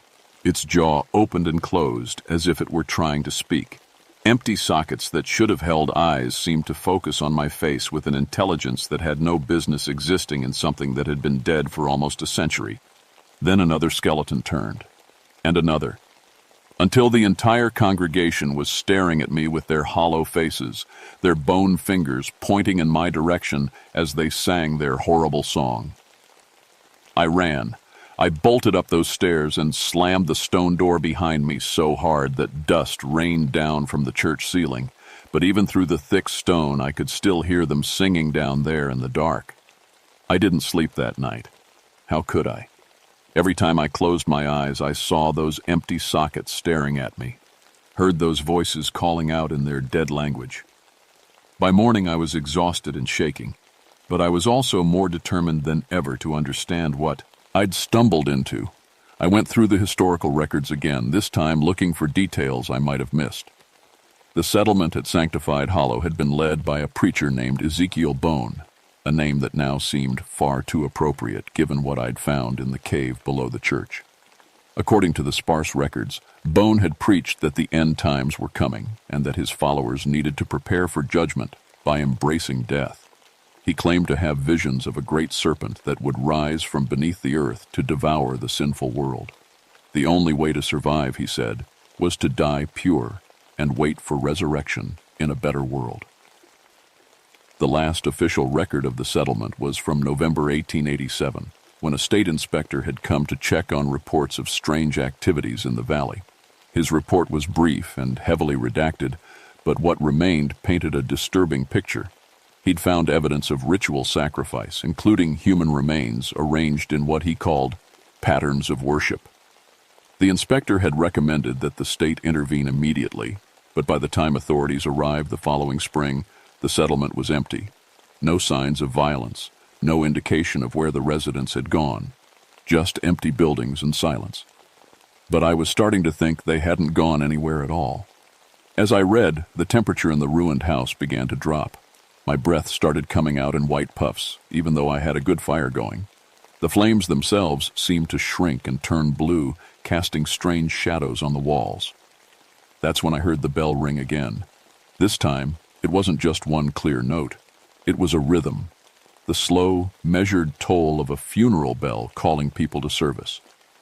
And from outside, I could hear them responding. Footsteps in the snow moving toward the church, voices murmuring prayers and hymns. I looked out the window and saw them. The congregation of Sanctified Hollow was coming to worship. They moved through the snow like it wasn't there, their feet not quite touching the ground, men, women, even children, all dressed in the simple clothes of 19th century mountain folk. But their faces were wrong. Pale as moonlight, with eyes like black holes and mouths that moved constantly in silent prayer. They filed into the church one by one, and soon I could see the warm glow of candlelight flickering in the windows. The singing started up again, louder now, and I could finally make out some of the words. They weren't singing to God. They were calling to something else, something that lived in the dark spaces between worlds, a serpent god that promised resurrection to those faithful enough to die for it. I knew I should leave. Every rational part of my mind was screaming at me to grab my gear and run for the mountains, but I also knew that if I left now, no one would believe me. The pictures I'd taken could be explained away. The stories I'd tell would sound like the ravings of a man who'd been alone too long in the cold. I needed more evidence. I packed my camera and flashlight and headed for the church. The door was standing open when I got there, warm air and candlelight spilling out into the night. I could see them inside, dozens of ghostly figures sitting in pews that had been broken and rotten just hours before. The church itself looked different too, restored to what it must have been like in life with polished wood and gleaming fixtures. At the front of the church, a tall figure in preacher's robes stood behind the altar. His face was hidden in shadow, but I could see his mouth moving as he led the congregation in their unholy service. I raised my camera and took a picture. The flash lit up the entire church for a split second, and in that moment of white light, I saw them all turn to look at me. Dead faces with living eyes, mouths open in surprise and anger at being interrupted. The preacher, who could only be Ezekiel Bone himself, pointed one long finger in my direction. "Brother," he said in a voice like grinding stone, "you have come at last to join our eternal service." The congregation rose as one and began moving toward me, their feet still not quite touching the ground. I ran, but they followed. I could hear them behind me as I stumbled through the snow toward the ruins of the house where I'd made camp. Their voices calling out in that strange language, promising salvation and eternal life for those willing to embrace death. I made it inside and barricaded the door, but I could see them gathering outside. They surrounded the house, but didn't try to break in. Instead, they stood in the snow and sang, their voices rising and falling in harmonies that made the windows rattle. That's when I remembered something from my seminary training. I dug through my pack until I found the small bottle of holy water I'd carried for years as a good luck charm. It wasn't much, but it was all I had. The singing stopped abruptly. Outside, I could hear Ezekiel Bone's voice speaking directly to me through the walls. "You cannot hide from salvation, brother. We have been waiting so long for someone to complete our work. The serpent stirs in his sleep, and soon he will wake. Join us willingly, and your death will be quick. Refuse, and we will take what we need anyway." I understood then what had really happened to the settlement. Bone had convinced his followers that they needed to die to achieve salvation. They had performed their ritual sacrifice in the cave below the church, arranging themselves in worship as they waited for their promised resurrection. But something had gone wrong. Instead of salvation, they had found only a hungry darkness that fed on their faith and kept them trapped between life and death. And now they wanted me to complete their ritual, to be the final sacrifice that would wake their serpent god and set them free. The walls of the house began to shake. Outside, the voices were rising in pitch and intensity, building toward some kind of crescendo. I could feel the holy water growing, warm in my hands, as if it were responding to the presence of the unholy things surrounding me. I made my choice. I threw open the door and charged outside, the bottle of holy water held high above my head. The congregation recoiled as if I'd struck them with fire. Where the water touched them, they dissolved like smoke, their screams echoing across the valley. But Ezekiel Bone stood his ground. "You only delay the inevitable, brother," he said, his form flickering between the living man he had been and the skeletal thing he had become. "We are patient. We have waited almost a century. We can wait longer." I threw the last of the holy water directly at him, and he vanished with a howl that shook snow from the trees. The rest of that night passed in silence. By dawn, the snow had started melting rapidly, and within a few hours the roads were passable again. I packed my gear and hiked out of Sanctified Hollow as fast as I could, not looking back once. When I developed my photographs, most of them showed nothing unusual. Empty ruins, broken furniture, the normal debris of an abandoned settlement. But a few showed things that shouldn't have been there.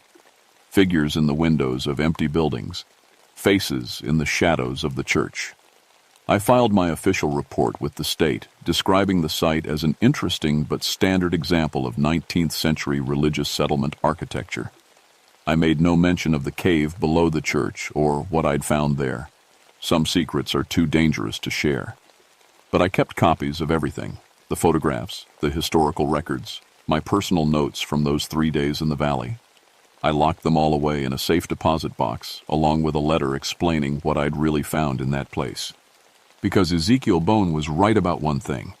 They are patient, and they're still waiting. I left the Forest Service 6 months later. I couldn't stand the thought of going back into those mountains, knowing what was hidden in the dark places between the trees. I moved to Florida, as far from the West Virginia hills as I could get, and tried to forget what I'd seen. But some things don't let you forget them. Every November, when the weather starts to turn cold, I hear them singing, faint and far away, like voices carried on a wind that blows from mountains 1,000 miles away. The same hymns, the same twisted prayers to their serpent god. And sometimes, late at night when I'm alone, I find myself humming along. The thing is, I still dream about that cave, about all those skeletons sitting in their perfect rows, waiting for someone to complete their ritual. In my dreams, I can see that there's one empty spot in the front row, a space just the right size for one more believer, a space that's waiting for me. I'm 65 years old now, and I know I don't have many years left. When my time comes, I wonder if I'll have the strength to resist their call, or if I'll find myself driving back to West Virginia, back to Sanctified Hollow, back to that cave beneath the church where the faithful wait for resurrection. Because the truth is, after what I saw in that place, I'm no longer sure about anything I used to believe. Maybe Ezekiel Bone was right. Maybe the only way to find salvation is to embrace death and trust in something bigger than ourselves, even if that something has too many teeth and lives in the dark. The congregation is still waiting, and every year their voices get a little bit louder.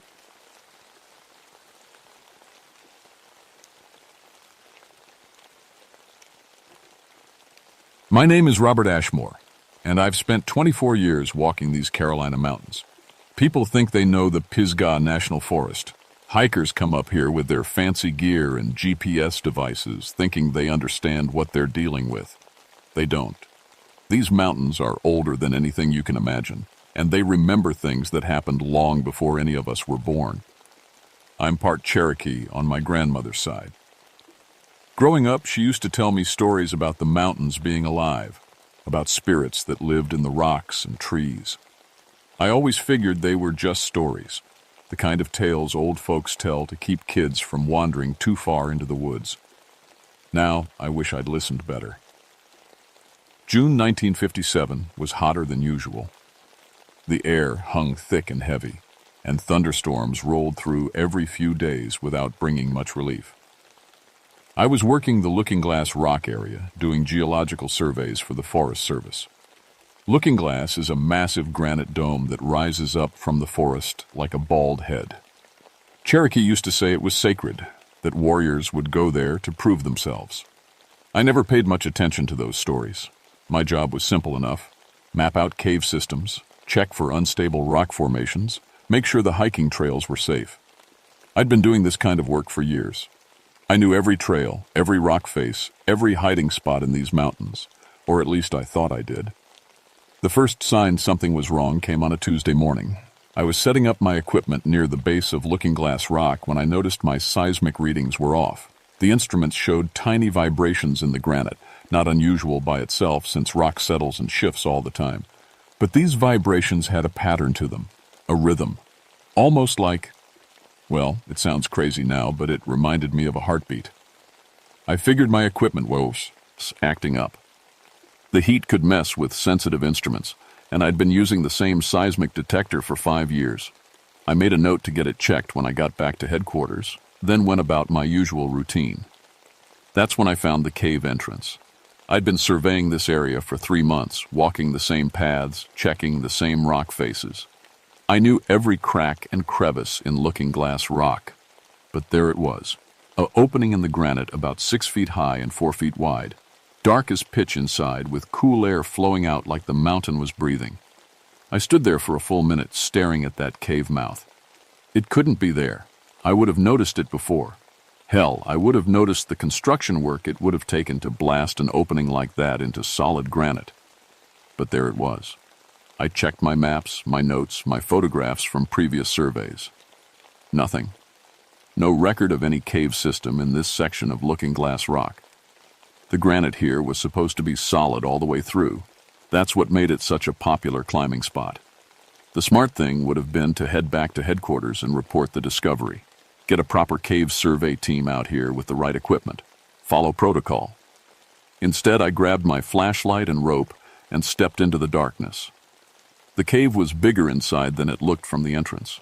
My flashlight beam disappeared into black space ahead of me. The walls were smooth granite, worn by water over thousands of years. Nothing unusual there. But the deeper I went, the more I noticed something strange. The walls were warm. Not just warm from the day's heat. Actually warm to the touch. Like the rock had its own source of heat from inside. And those vibrations I'd been detecting with my instruments, I could feel them now, a low thrumming that seemed to come from all around me. I followed the main passage for about 200 yards before it split into 3 smaller tunnels.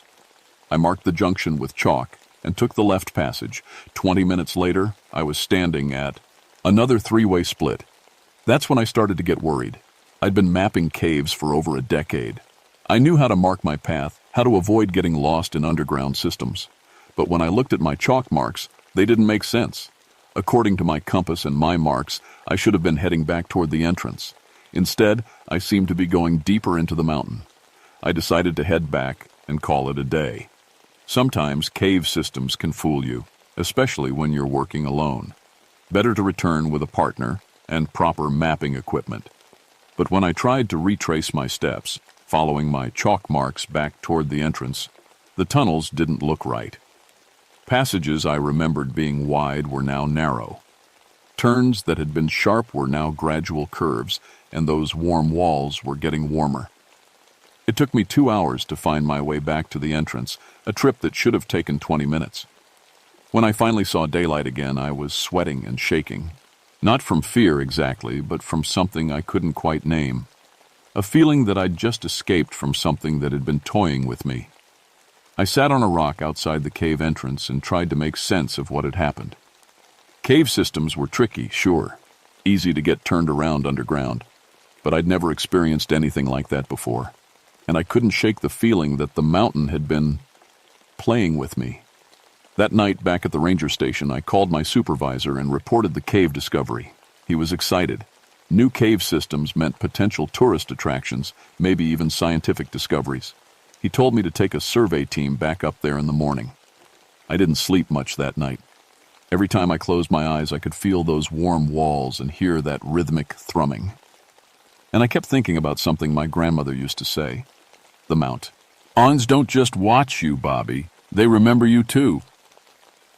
The next morning, I hiked back up to Looking Glass Rock with Jake Morrison and Pete Valdez from the Geological Survey team. Jake was young, maybe 25, fresh out of college with a geology degree and more enthusiasm than sense. Pete was older, more experienced, but he'd never worked these particular mountains before. When we reached the spot where I'd found the cave entrance the day before, it wasn't there. I stood staring at smooth granite wall, feeling like an idiot. Jake and Pete were polite about it, but I could see them exchanging glances. The crazy old ranger, seeing caves that weren't there. Maybe it was further up the rock face, Pete suggested, though his tone said he didn't believe it. We spent 2 hours searching every inch of Looking Glass Rock's base. No cave entrance, no opening of any kind, just solid granite, weathered by centuries of wind and rain. I know what I saw, I told them finally. There was a cave here yesterday, a big one. Jake nodded and made some notes on his clipboard, but I could tell he was just humoring me. They packed up their equipment and headed back down the mountain, talking quietly between themselves. I stayed behind. After they left, I walked around the base of Looking Glass Rock one more time. The granite felt normal under my hands. Cool, rough, solid. No sign of any opening. But when I pressed my palm flat against the rock face where the cave entrance had been, I swear I could feel that thrumming vibration again. Faint, but definitely there. That afternoon, I drove into Cherokee to visit my cousin Sarah. She was older than me, maybe 65, and she remembered more of our grandmother's stories than I did. I told her about the cave, about the strange feelings I'd been having on the mountain. Grandmother used to tell stories about Looking Glass Rock, Sarah said, pouring sweet tea from a pitcher. Said it wasn't really a rock at all. What did she mean? She said it was sleeping, an old giant that had been there since before the Cherokee came to these mountains. Most of the time it slept so deep it might as well have been stone. But sometimes what? Sometimes it would wake up just enough to look around, test people who came onto its land, see if they were worthy. I felt a chill despite the hot afternoon. What happened to people who weren't worthy? Sarah looked at me seriously. They disappeared, Bobby. Just gone. Like the mountain swallowed them up. That evening, I went back to Looking Glass Rock alone. I don't know what I was expecting to find, but I needed to see for myself. The sun was setting, painting the granite dome in shades of red and gold. Beautiful country. The kind of place that makes you understand why people fight to protect it. I was walking around the base of the rock, checking one more time for any sign of a cave entrance, when I heard the sound.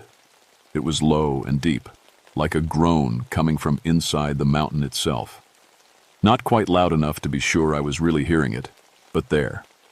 I pressed my ear against the rock face and held my breath. Thump, thump, thump, thump, thump, thump. A heartbeat. Slow and steady like something very large was sleeping just below the surface. I jerked back from the rock and nearly fell over. The sound stopped immediately, but the silence that followed felt heavy, watchful. like I'd woken something up and it was trying to figure out who had disturbed its sleep. The sun finished setting while I stood there, and darkness crept up from the valleys below. I should have headed back to my truck, but something kept me rooted in place. A feeling that something important was about to happen. That's when I saw the face. It was subtle at first, just shadows and moonlight playing across the granite surface. But the longer I looked, the clearer it became. Eyes the size of boulders, carved into the rock face by erosion and time. A mouth that might have been a natural crack in the stone, but seemed to curve in a slight smile. Features so large I had to step back to see them clearly. The face was looking at me. I told myself it was just my imagination, just natural rock formations that happened to look like facial features in the right light. Mountains don't have faces. Mountains don't watch people. But then, one of the eyes blinked. Not like a human blink, more like a slow shift in the shadows, the way light changes when a cloud passes over the moon. But deliberate. Purposeful. I ran. I'm not proud of it, but I turned and ran through those woods like a scared kid, crashing through underbrush and stumbling over roots in the dark. Branches tore at my clothes and face, but I didn't slow down until I reached my truck. My hands were shaking so bad I could barely get the key in the ignition. All the way down the mountain road, I kept checking my rearview mirror. Not for cars, for the mountain itself. Half convinced I'd see that massive face peering over the treetops, watching me flee. Back home, I poured myself 3 fingers of bourbon and tried to think rationally about what I'd experienced. Stress, maybe. I'd been working too hard, spending too much time alone in the woods. The human mind could play tricks on you when you were isolated and tired. But when I finally went to bed that night, I could still feel that rhythmic vibration, like the whole world was pulsing with a slow, steady heartbeat. And in my dreams, I heard a voice like grinding stone say, "Welcome home, little one. I've been waiting for you." I didn't go back to Looking Glass Rock for 3 days. I told myself I was catching up on paperwork, filing reports, taking care of administrative duties. The truth was, I was scared. On Thursday morning, my supervisor called me into his office. "Bobby, we got a problem up at Looking Glass," he said, spreading topographic maps across his desk. "Hikers are reporting trail markers that don't match our maps. Paths leading to dead ends, bridges over streams that aren't there anymore." I leaned over the maps, studying the familiar terrain. "What kind of changes are we talking about?" "Significant ones. The main trail to the summit seems to have shifted about 50 yards east. And there are reports of new rock formations, boulders, and stone walls that weren't there last month." My mouth went dry. "How is that possible?" "That's what we need you to find out. You know that area better than anyone. Take a team up there and figure out what's happening." I wanted to refuse. Every instinct told me to stay away from Looking Glass Rock. But I was a professional, and people were getting lost on trails I was responsible for maintaining. I assembled a small team, Jake Morrison again, plus Maria Santos, a trail maintenance supervisor, and Tom Whitehorse, a Cherokee guide who knew the old stories as well as the modern trails. I figured if something supernatural was happening, Tom would recognize it. We hiked up to Looking Glass Rock on Friday morning, and immediately I could see the problems the hikers had reported. The main trail had shifted, not dramatically, but enough to make the old trail markers useless. Stone cairns that marked safe passage were in different positions, and there were new rock formations scattered around the base of the mountain as if someone had been rearranging boulders overnight. "This is impossible," Maria said, consulting her GPS unit. "According to this, we should be standing in the middle of Cascade Creek right now." Tom was examining one of the new stone formations, a natural arch that definitely hadn't been there on my previous visits. "Bobby," he said quietly, "I think we need to leave. Now." "What is it?" He pointed to markings on the arch that I'd missed. Shallow grooves in the stone that might have been natural weathering, but looked almost like Cherokee pictographs. "These are warning signs, old ones. They say this place is not for humans." Jake laughed. "Come on, Tom. You don't really believe—" The laughter died in his throat as the ground beneath our feet began to vibrate. It started as a low rumble, like distant thunder, but it was coming from below us. The vibration grew stronger, and loose rocks began rolling down the mountainside. My seismic equipment went crazy, needles jumping across the scales. "Earthquake?" Maria asked, but her voice was uncertain. I'd experienced earthquakes before, and this felt different, more purposeful. The rumbling stopped as suddenly as it had started, leaving an unnatural silence in its wake. No bird songs, no insect sounds, no wind through the trees. Even the creek had gone quiet. That's when we saw the cave entrance. It was in the same place I'd found it 3 days earlier, but this time it was larger, and it was glowing. Not bright light, more like the soft phosphorescence you sometimes see in rotting wood or certain types of fungus. A pale greenish glow that seemed to pulse with the same rhythm I'd felt in the ground. "Nobody move," I said, but Jake was already walking toward the entrance. "This is incredible," he called back to us. "I've never seen natural phosphorescence this strong in granite formations." He disappeared into the cave before any of us could stop him. We waited for 10 minutes before following him in. Tom refused to enter, saying he'd keep watch outside, but Maria and I grabbed our flashlights and rope and went after Jake. The cave was different from my first visit. Bigger, with multiple passages branching off in all directions. And those warm walls were now hot to the touch, like the rock was running a fever. "Jake," I called. "Jake, where are you?" My voice echoed strangely in the passages, seeming to travel much further than it should have in a normal cave system. And when the echoes came back, they sounded different, deeper, like something else was calling out with my voice. We followed the main passage for about 100 yards before we found Jake's equipment. His backpack, his specimen collection kit, his geological hammer, all scattered on the cave floor like he'd dropped them and kept going. "Jake," Maria called, "this isn't funny anymore." That's when we heard the response. It wasn't Jake's voice exactly, but it was coming from deeper in the cave system. A sound that might have been human speech, but distorted, stretched out like someone talking through thick mud or from very far away. "Down, here, so far, down." Maria grabbed my arm. "That doesn't sound right, Bobby. That doesn't sound like Jake." I knew she was right, but I couldn't abandon a member of my team. We go a little further, 5 minutes, then we head back and call for a rescue team. The passage sloped downward sharply, and the walls began to close in around us. The phosphorescent glow was stronger here, and I could see that the light was coming from veins of some unknown mineral running through the granite. When I touched one of the veins, it pulsed brighter, like the mountain was responding to my presence. That's when we found Jake. He was standing at the edge of an underground chasm so deep our flashlight beams couldn't reach the bottom, but he wasn't moving, wasn't responding to our calls. He just stood there, perfectly still, looking down into the darkness. "Jake!" I grabbed his shoulder and turned him around. His eyes were open, but they weren't Jake's eyes anymore. They were pale and milky, like cataracts, but they glowed with the same phosphorescent light as the cave walls. And when he spoke, his voice had that same distorted quality we'd heard echoing through the passages. "It's so beautiful. Down there," he said. "So warm and safe. The mountain wants us to stay." Maria screamed. I don't blame her. Jake's face was changing as he spoke, his features becoming smoother, more rounded, like they were carved from stone. His skin had taken on a grayish color, and when he smiled, his teeth looked like quartz crystals.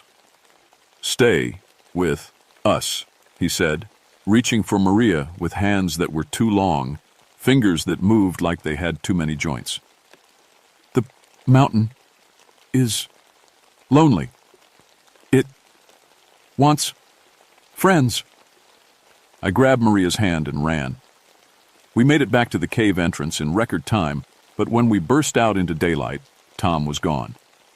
We found him 20 minutes later, walking in circles at the base of Looking Glass Rock, his eyes the same milky white as Jake's had been. "The mountain is waking up," he said in that slow, distorted voice. "It wants to stretch. It wants to walk again. Soon." Maria and I got out of there as fast as we could. By the time we reached the ranger station, she was in shock, barely able to speak.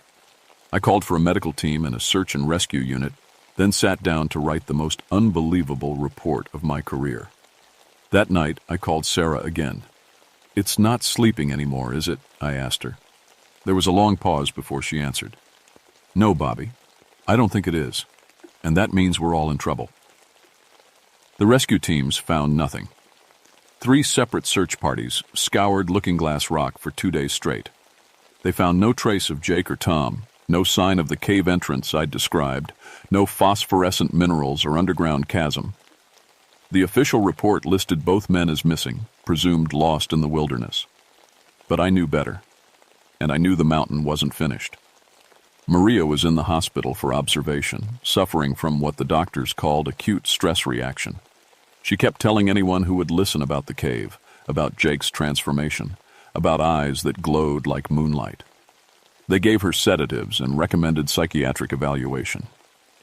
I should have been with her. Instead, I was in the Cherokee community, talking to the oldest people I could find. Leers, telling stories I should have paid attention to years ago. The mountain that walks, they called it. Not Looking Glass Rock, but something much older and much more dangerous.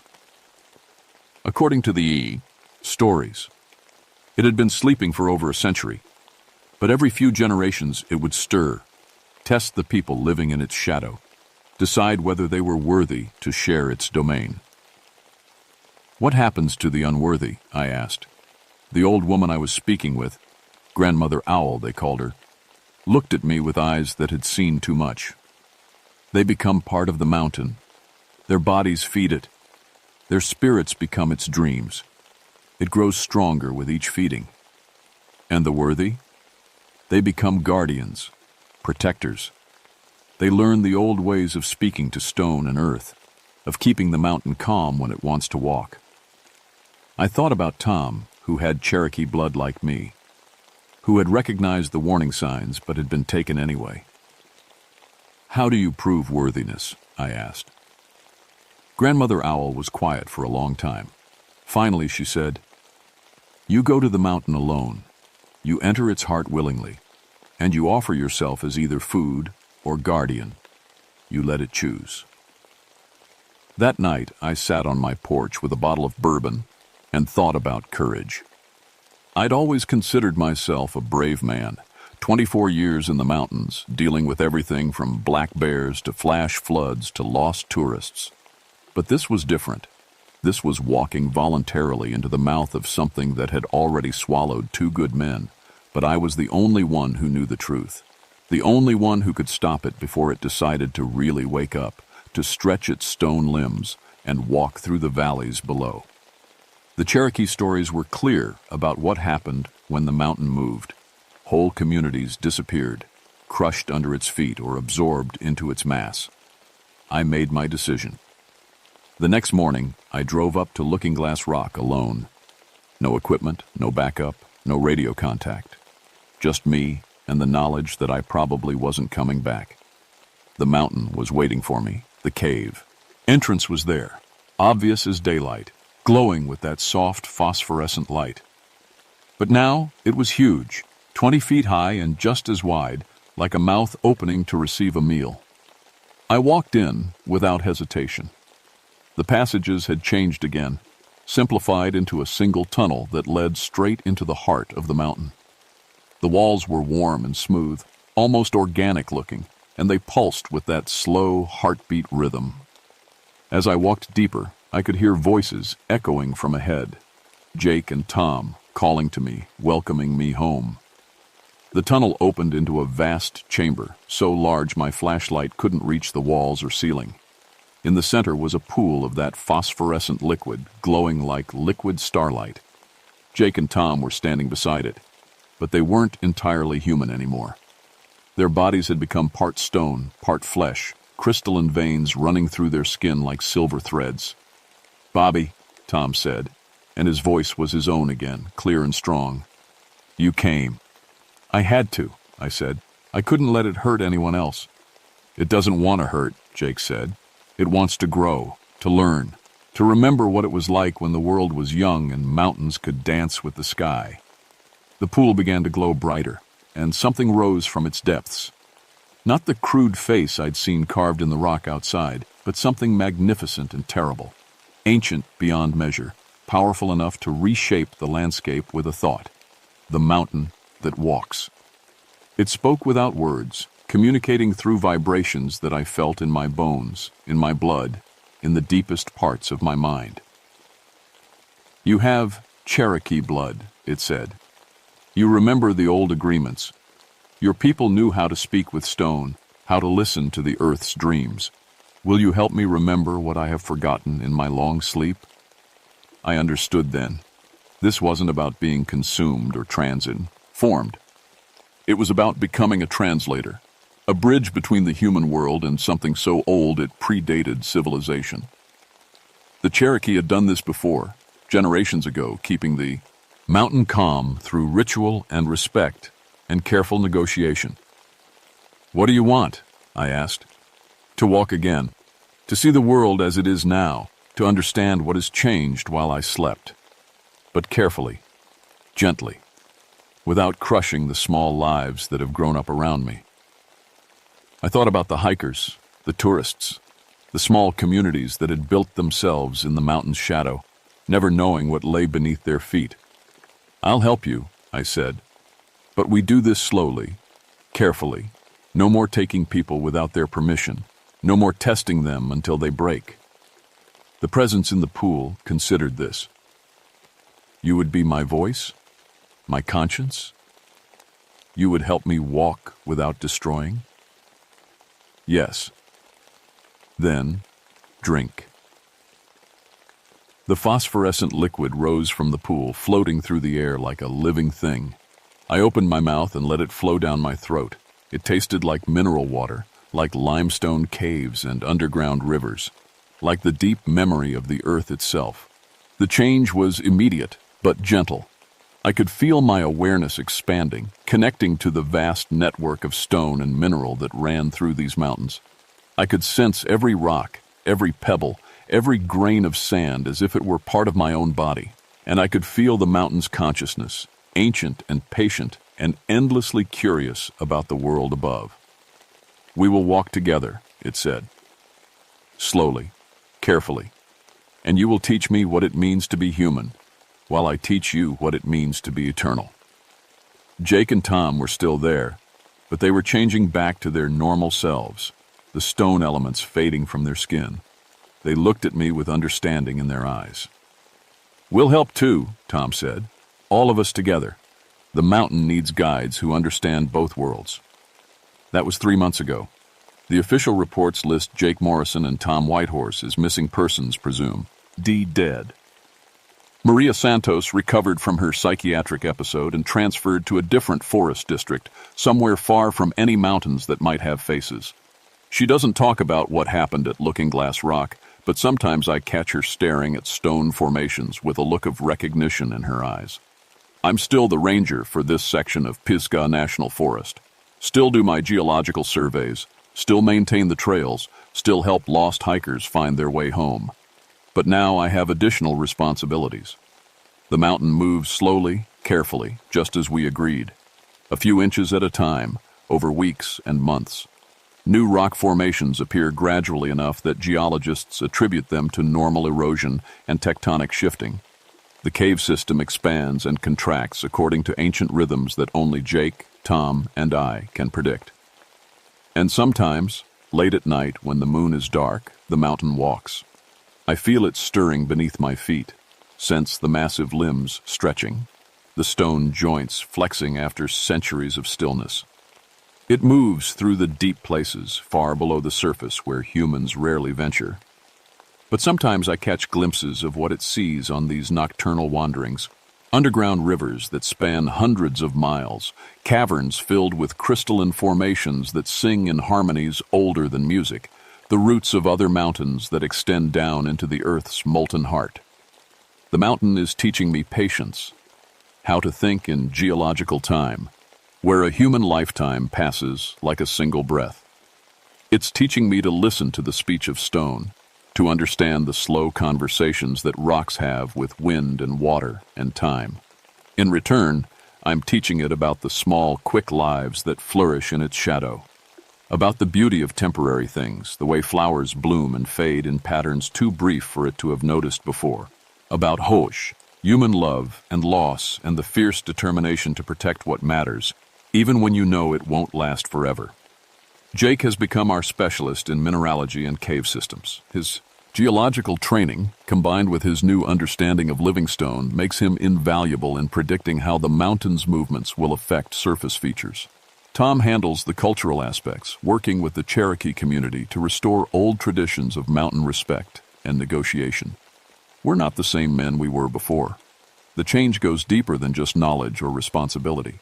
We age more slowly now, think in longer terms, feel the pulse of the earth in our bones. But we're still human, still connected to the world above ground, still committed to protecting both sides of this ancient relationship. The hikers and tourists who visit Looking Glass Rock never see what we see. To them, it's just a beautiful granite dome with excellent climbing routes and scenic views. They don't notice that the rock face is slightly different each time they visit, that new formations appear and old ones shift position. They don't feel the heartbeat rhythm in the stone or catch glimpses of eyes opening in cliff faces when the light hits them just right. But sometimes, late in the evening when the shadows are long and the light is golden, I see visitors pause and look around with puzzled expressions, like they've heard something they can't quite identify, or felt a presence they can't explain. The mountain is learning to be subtle, to communicate without frightening, to make contact with those who might be ready to understand. There are others like us now, in mountain ranges around the world.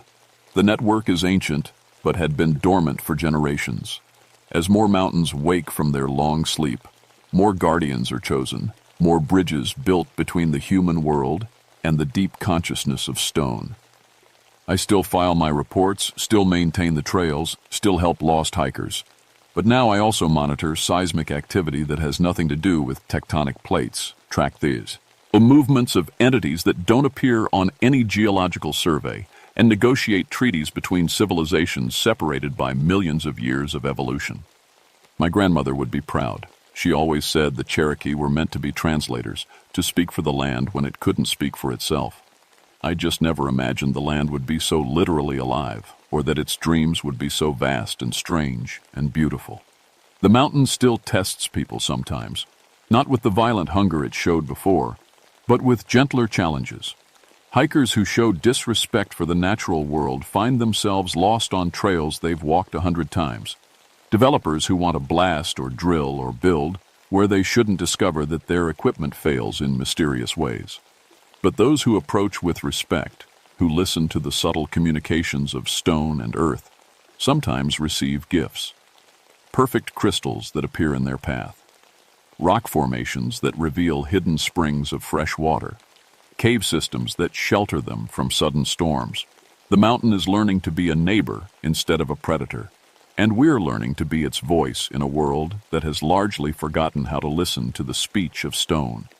Sometimes, late at night, I stand on my porch and feel the vast network of consciousness that runs through these ancient hills.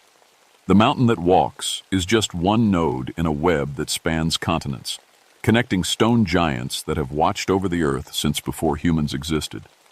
They're waking up now, slowly, carefully, ready to resume their role as guardians of the deep places. The world is about to remember that it was never as solid or predictable as we thought. The mountains are stirring, and they have things to teach us about patience, permanence, and the long conversation between earth and sky that began billions of years ago and will continue long after our species is just another layer in the fossil record.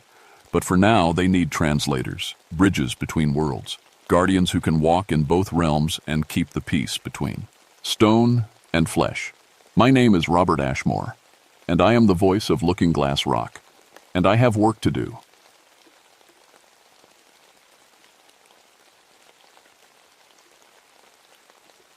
My name is Dorothy Creekmore, and I've studied spiders my whole career. But some species study you back. I've been a park ranger for 15 years now, working in the Cherokee National Forest in Tennessee. My specialty is bugs, specifically spiders. I have a PhD in entomology, and I've discovered 6 new spider species in these mountains. People think it's weird that a woman loves spiders, but they're amazing creatures, perfect hunters, perfect survivors. The Joyce Kilmer Memorial Forest is where I do most of my research. It's old-growth forest, trees that are 400 years old, some of them. The Cherokee people have stories about this place. They talk about Grandmother Spider, who tests humans to see if they're wise. I never believed those stories. I'm a scientist. It was April 1969 when everything changed.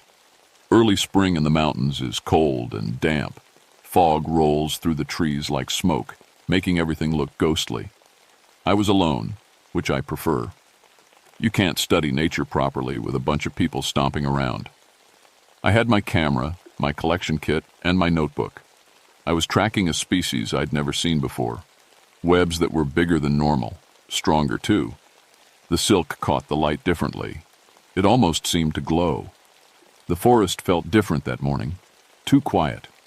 Usually you hear birds, squirrels, insects buzzing, but there was nothing, just the sound of my boots on the wet leaves and my own breathing. I found the first web stretched between 2 oak trees. It was huge, maybe 8 feet across. The pattern was wrong, though. Most spider webs are circles or triangles.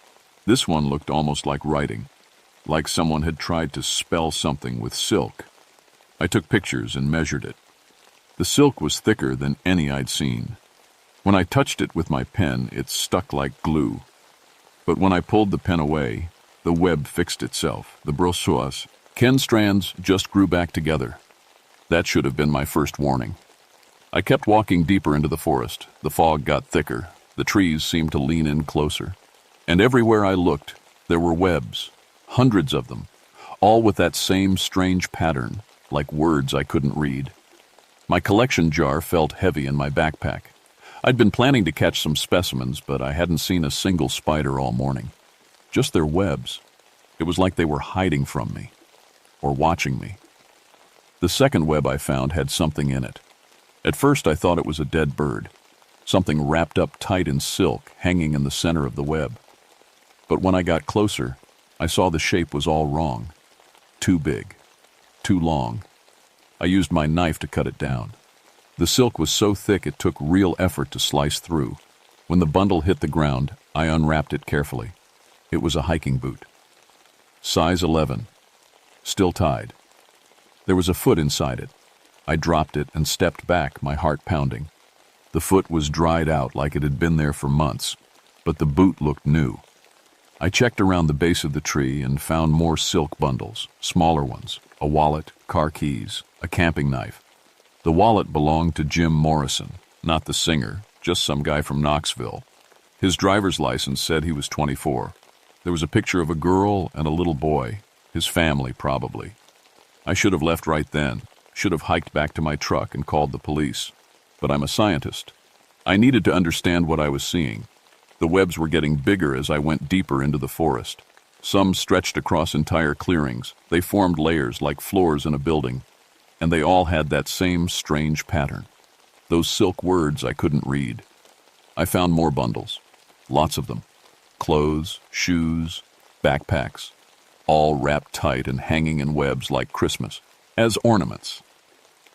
I counted gear from at least 7 different people. 7 people who had walked into this forest and never walked out. The fog was so thick now I could barely see 10 feet ahead. But I could feel something watching me. You know that feeling? Like eyes on your back. I kept turning around, but there was nothing there. Just trees and webs and that awful silence. That's when I saw the first one. It was sitting in the middle of a web about 20 feet away. Just sitting there, perfectly still. At first, I thought it was a normal garden spider. Then I realized how far away it was. If I could see it clearly from 20 feet, it had to be huge. I got out my camera and moved closer. The spider didn't run. It just watched me with eyes like black pearls. When I was close enough to focus, I almost dropped my camera. It was the size of a dinner plate. I took pictures as fast as I could. The spider never moved. It just stared at me with what looked like intelligence, like it was thinking, planning. When I lowered the camera, it was gone. I spun around, looking for it. The web was empty, but I could hear something moving in the trees above me. A scratching sound, like fingernails on bark. I looked up and saw shapes moving in the canopy, lots of them. All the spiders I hadn't seen all morning. They were up there, following me. Dozens of them, maybe hundreds, all of them huge. That's when I started to run. Running through a spiderweb forest is like running through invisible walls. I made it maybe 50 yards before I hit the first big web. It stretched between trees like a wall of silk. I tried to go around it, but there was another web, and another. They formed a maze, and I was trapped in the middle. The silk stuck to my clothes, my hair, my skin.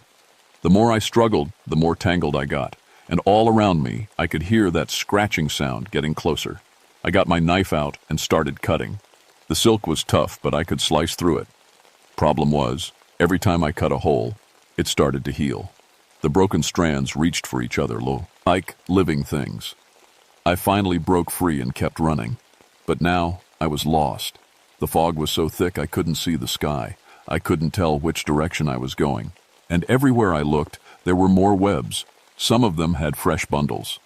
I found a backpack that was still dripping. The silk around it was warm and wet. Whatever was inside was still moving, twitching. I almost cut it open. Almost. But then I heard something that made my blood freeze. A voice, muffled, coming from inside the silk. "Help me.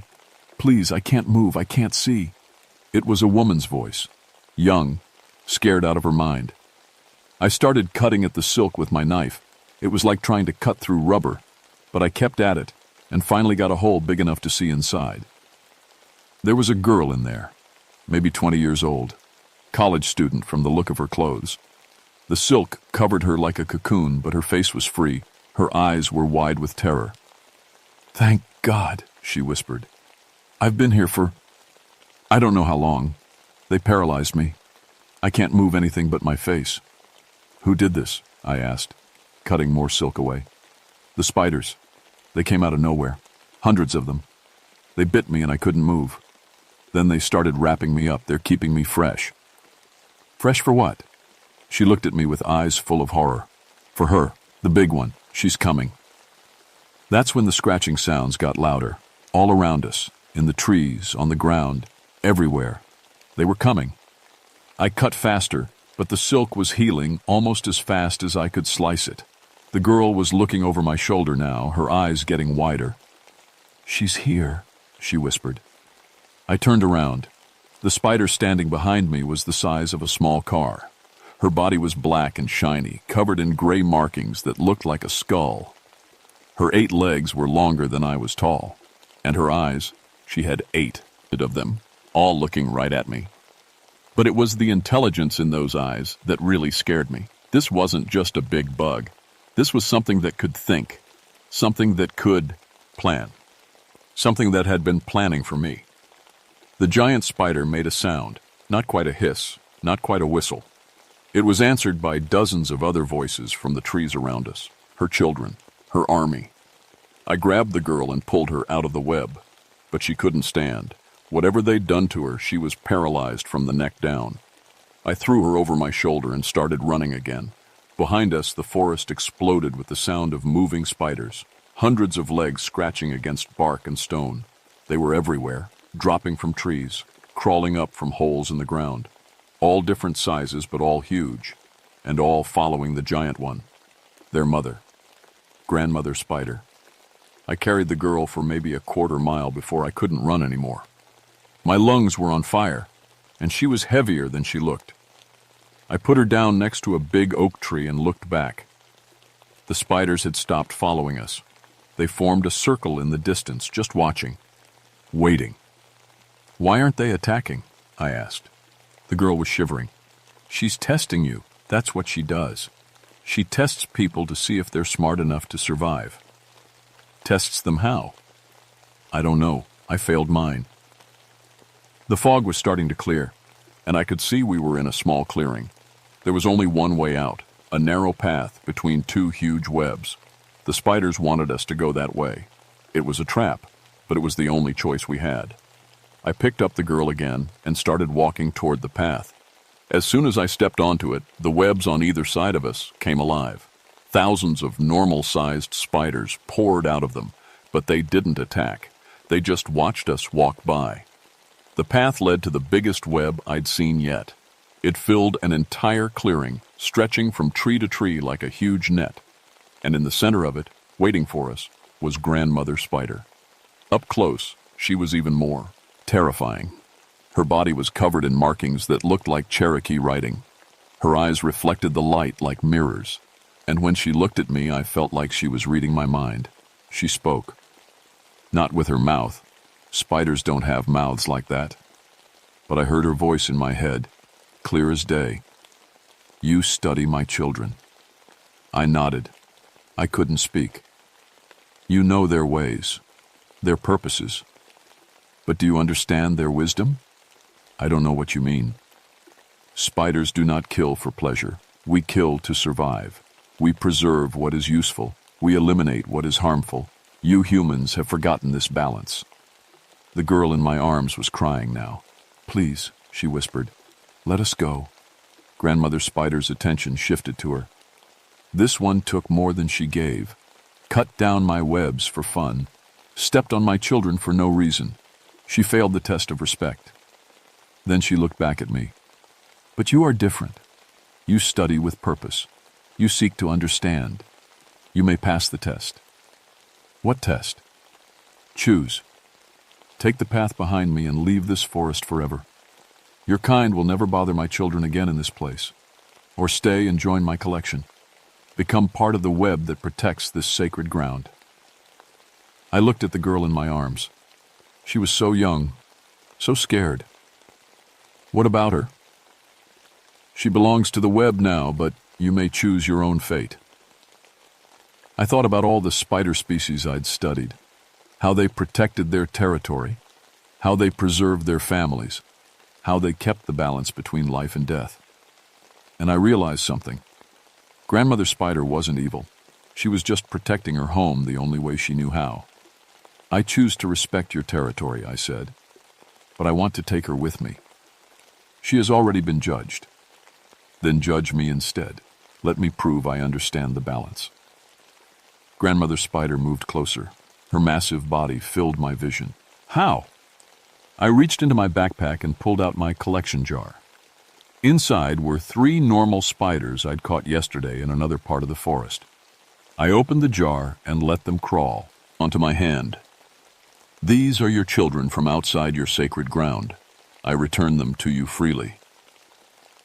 The spiders crawled from my hand onto the giant web. Grandmother Spider watched them with what I swear was approval. "And in return," I continued, "I promise that no scientist will ever study this part of the forest again. Your children will be safe here." For a long moment, she just stared at me. Then she nodded. "You understand the balance. You may both pass." The path behind her opened up. I could see sunlight in the distance. My truck was parked just beyond the tree line. I started walking, carrying the girl. Halfway to the sunlight, I looked back. Grandmother Spider was gone, but her web was still there, stretching across the clearing like a barrier between worlds. I got the girl to a hospital in Knoxville. Her name was Susan Parker, and she was a college student from Vanderbilt. She'd come to the forest to take pictures for a nature photography class. She was paralyzed for 3 weeks, but she recovered completely. She never talked about what happened. Neither did I. I filed my report with the Park Service, but I left out most of the details. I just said there was a dangerous spider infestation in the Joyce-Kilmer area and recommended closing it to hikers. They did, and it's still closed today. I kept my promise. No scientists have studied that part of the forest since. But I go back sometimes just to check on things, to make sure the balance is still holding, the webs are still there, bigger than ever. And sometimes when the fog rolls in just right, I can see her. Grandmother Spider sitting in her web like a queen on her throne. She sees me too, and every time she nods. The Cherokee were right about that place. It's sacred ground, protected by something older and wiser than we are, something that remembers how the world is supposed to work. I still study spiders, but now I understand them differently. They're not just predators, they're guardians, keepers of the balance between what lives and what dies. And sometimes late at night when I'm alone in my lab, I find spider webs where there shouldn't be any. Perfect little webs, woven in patterns that look almost like writing, like reminders, like promises. The spiders in my lab are different now too. Bigger, smarter. They watch me work with eyes that seem to understand what I'm doing. And when I release them back into the wild, they always head toward the mountains, toward the sacred ground, toward Grandmother Spider's domain. I know what that means. She's expanding her territory, finding new places to protect, new children to raise, and I'm helping her do it. Because I understand the balance now. I know why she tests people, why she judges them, why she decides who lives and who becomes part of the web. The world needs guardians. It needs protectors who remember the old ways, who keep the balance between civilization and wilderness, who make sure some places stay sacred, even if the price is measured in silk and screams, even if the guardians have 8 legs and too many eyes, even if they're always watching, always waiting, always weaving.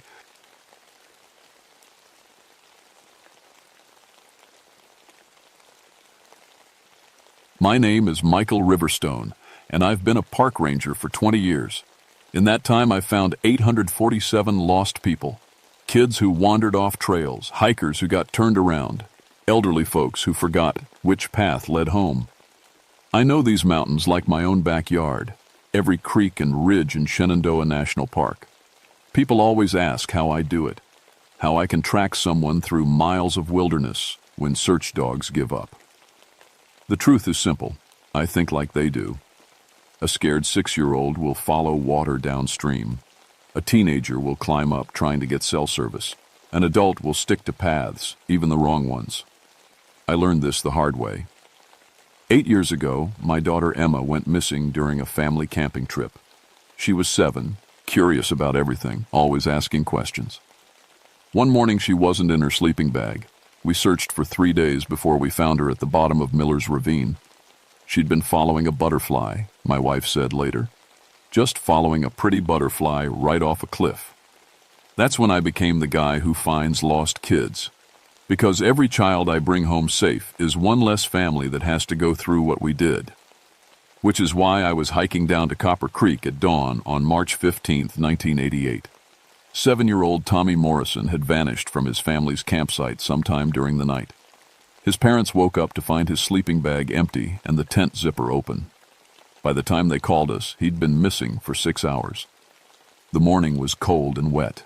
Spring comes late to these mountains, and patches of snow still clung to the shadowy places. Copper Creek runs high this time of year, fed by snowmelt from the peaks. The water was loud and fast, dangerous for a small child. I'd been to this valley before, but something felt different, wrong.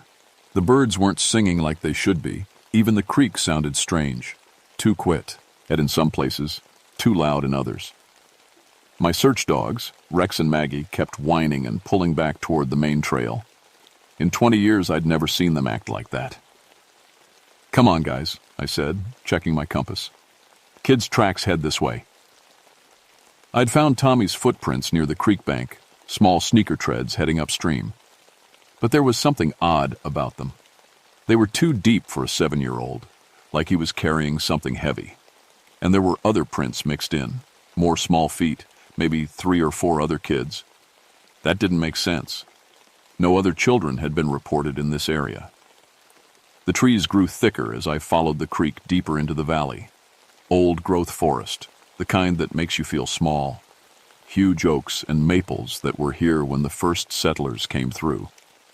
The mist hung low between the trunks, making everything look soft and dreamlike.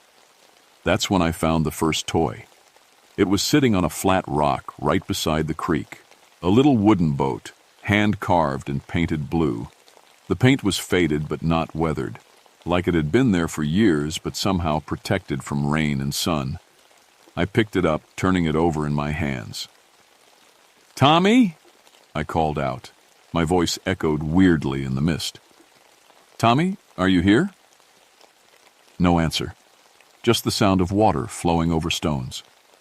I put the boat in my pack and kept following the tracks.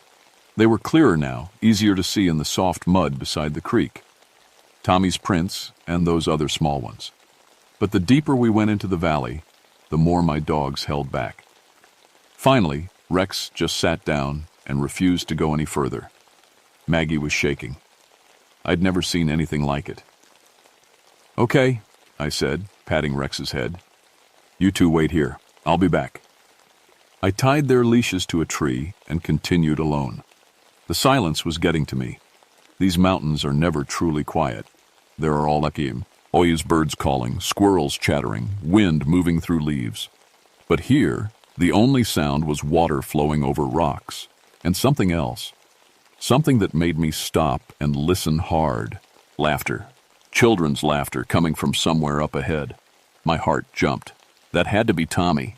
Maybe he'd found other kids camping in the area. Maybe he was safe, just playing by the creek like kids do. I picked up my pace, following the sound. The laughter was light and happy, the kind you hear on playgrounds. It echoed off the trees, making it hard to tell exactly where it was coming from. But the tracks kept leading upstream, so I followed them. The creek made a sharp bend around a massive boulder, and that's where I saw them. 4 children playing in the shallow water.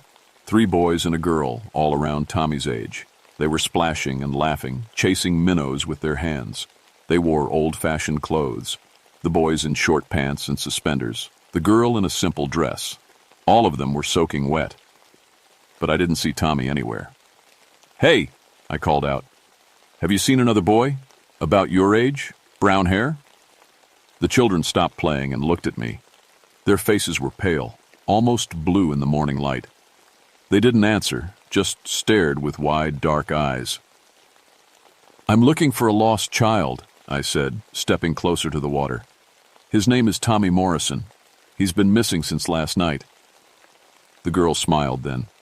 A sweet, innocent smile that should have made me feel better. Instead, it made my blood run cold. Because when she smiled, I could see the creek bottom right through her face. I blinked hard, shaking my head. The children were still there, still playing in the creek like nothing had happened. Solid and real. I must have imagined that see-through moment. Must have been the mist playing tricks on my eyes. "Did you hear me?" I asked again. "I'm looking for a boy named Tommy." This time the biggest boy answered. "Tommy's playing with us now," he said. His voice sounded strange, like it was coming from underwater. "He likes our games. Where is he?" I stepped closer to the creek bank. The water was deeper here, running dark and fast around the rocks. "I need to talk to him." "He's hiding," the girl said, giggling. "We're playing hide and seek. Want to play too?" Something about the way she said it made my skin crawl. These weren't normal kids. They were too pale, too quiet when they moved. And why weren't they cold? The water had to be near freezing, but they acted like it was summer. "Listen," I said, trying to sound friendly but firm. "Tommy's parents are worried sick. I need to take him home." The children looked at each other, and I swear they had a whole conversation without saying a word. Then the biggest boy nodded. "Follow us," he said. "We'll show you where he's hiding." They climbed out of the creek and started walking upstream. Their clothes should have been dripping, but no water fell from them. Their bare feet made no sound on the rocks. I followed, keeping my hand on my radio, even though I knew it wouldn't work this deep in the valley. We walked for maybe 10 minutes before I saw the ruins. It looked like an old camp of some kind. Stone foundations scattered through the trees, covered in moss and vines. A few walls still stood, made of local fieldstone. Between the ruins, I could see the remains of wooden buildings, rotted beams and collapsed roofs slowly being swallowed by the forest. "What is this place?" I asked. "Our camp," the girl said. "We've been here a long time." I knew about the old Civilian Conservation Corps camps from the 1930s. Young men had lived in places like this, building trails and fire towers during the Depression. But this felt different, older somehow. The children led me to the largest ruin, where most of one wall still stood. Carved into the stone, almost hidden by moss, I could make out words. Copper Creek Children's Camp, 1935. A children's camp. That E explained the toys, maybe even the old-fashioned clothes. This must be some kind of historical reenactment group. Rich parents paying to have their kids experience life like it was in the old days. But where were the adults? Where was Tommy? "He's in there," the biggest boy said, pointing to a section of ruins near the creek. "In the swimming hole." My blood turned to ice. Swimming hole meant deep water. Deep, cold water that could kill a child in minutes. I ran toward the ruins, crashing through the undergrowth. Behind me, I could hear the children laughing. Not worried laughter, not concerned calls. Happy, playful laughter. The swimming hole was where the creek widened into a natural pool, maybe 8 feet across and God knew how deep. The water was black as coffee, reflecting the gray sky above. And floating face down in the center was a small figure in a red jacket. "Tommy!" I dove in without thinking. The water was shockingly cold, cold enough to stop my heart. But I swam hard toward the floating boy, my heavy ranger uniform dragging me down. I grabbed him and pulled him to shore, rolling him onto his back. It was Tommy Morrison, no doubt about it. Same brown hair, same freckles his mother had described. But his skin was blue-white, his lips purple. His eyes were open, but saw nothing. I started CPR immediately, pumping his small chest, breathing into his cold lungs. "Come on, kid, come on. Don't you dare die on me." Behind me, I could hear the other children talking. "He played too long," the girl said sadly. "He forgot he needed to breathe." "They always forget," one of the boys added. "But then they can play with us forever." I kept working on Tommy, pushing water out of his lungs, forcing air back in. His skin was so cold it hurt to touch. How long had he been in that water? His parents said he'd been missing since last night. In water this cold, that was impossible. He should have been dead hours ago. But then he coughed. Water poured out of his mouth, and he took a gasping breath. His eyes fluttered open, confused and scared. "It's okay," I said, Pita, hauling him into my arms. "You're safe now. I'm going to get you out of here." Tommy tried to speak, but only managed a whisper. The other kids, they wanted me to play." I looked around for the children who had led me here. They were gone. "What other kids, Tommy?" I asked, wrapping him in my jacket. "Tell me what happened." "They came to my tent," he said through chattering teeth. "Said they knew the best games. Wanted to show me their camp." "How many of them?" "4, maybe 5. They all looked sad until I said I'd play with them."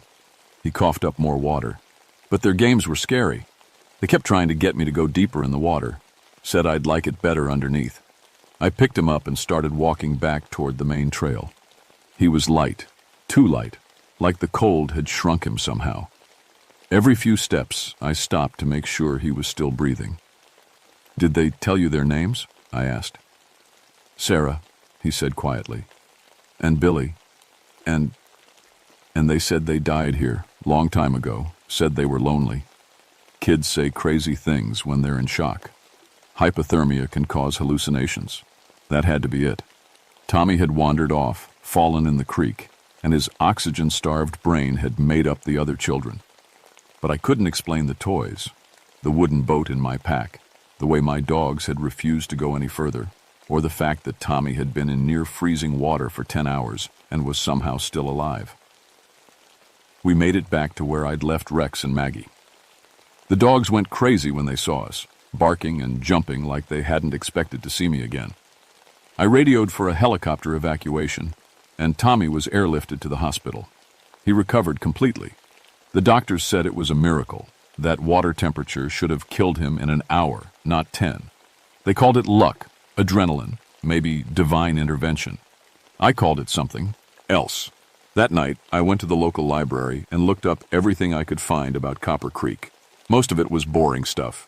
Geological surveys, wildlife reports, trail maintenance, records. But buried in a 1935 newspaper, I found a small article that made my hands shake. Tragedy at Children's Camp. 5 young campers drowned when flash flood swept through Copper Creek Valley.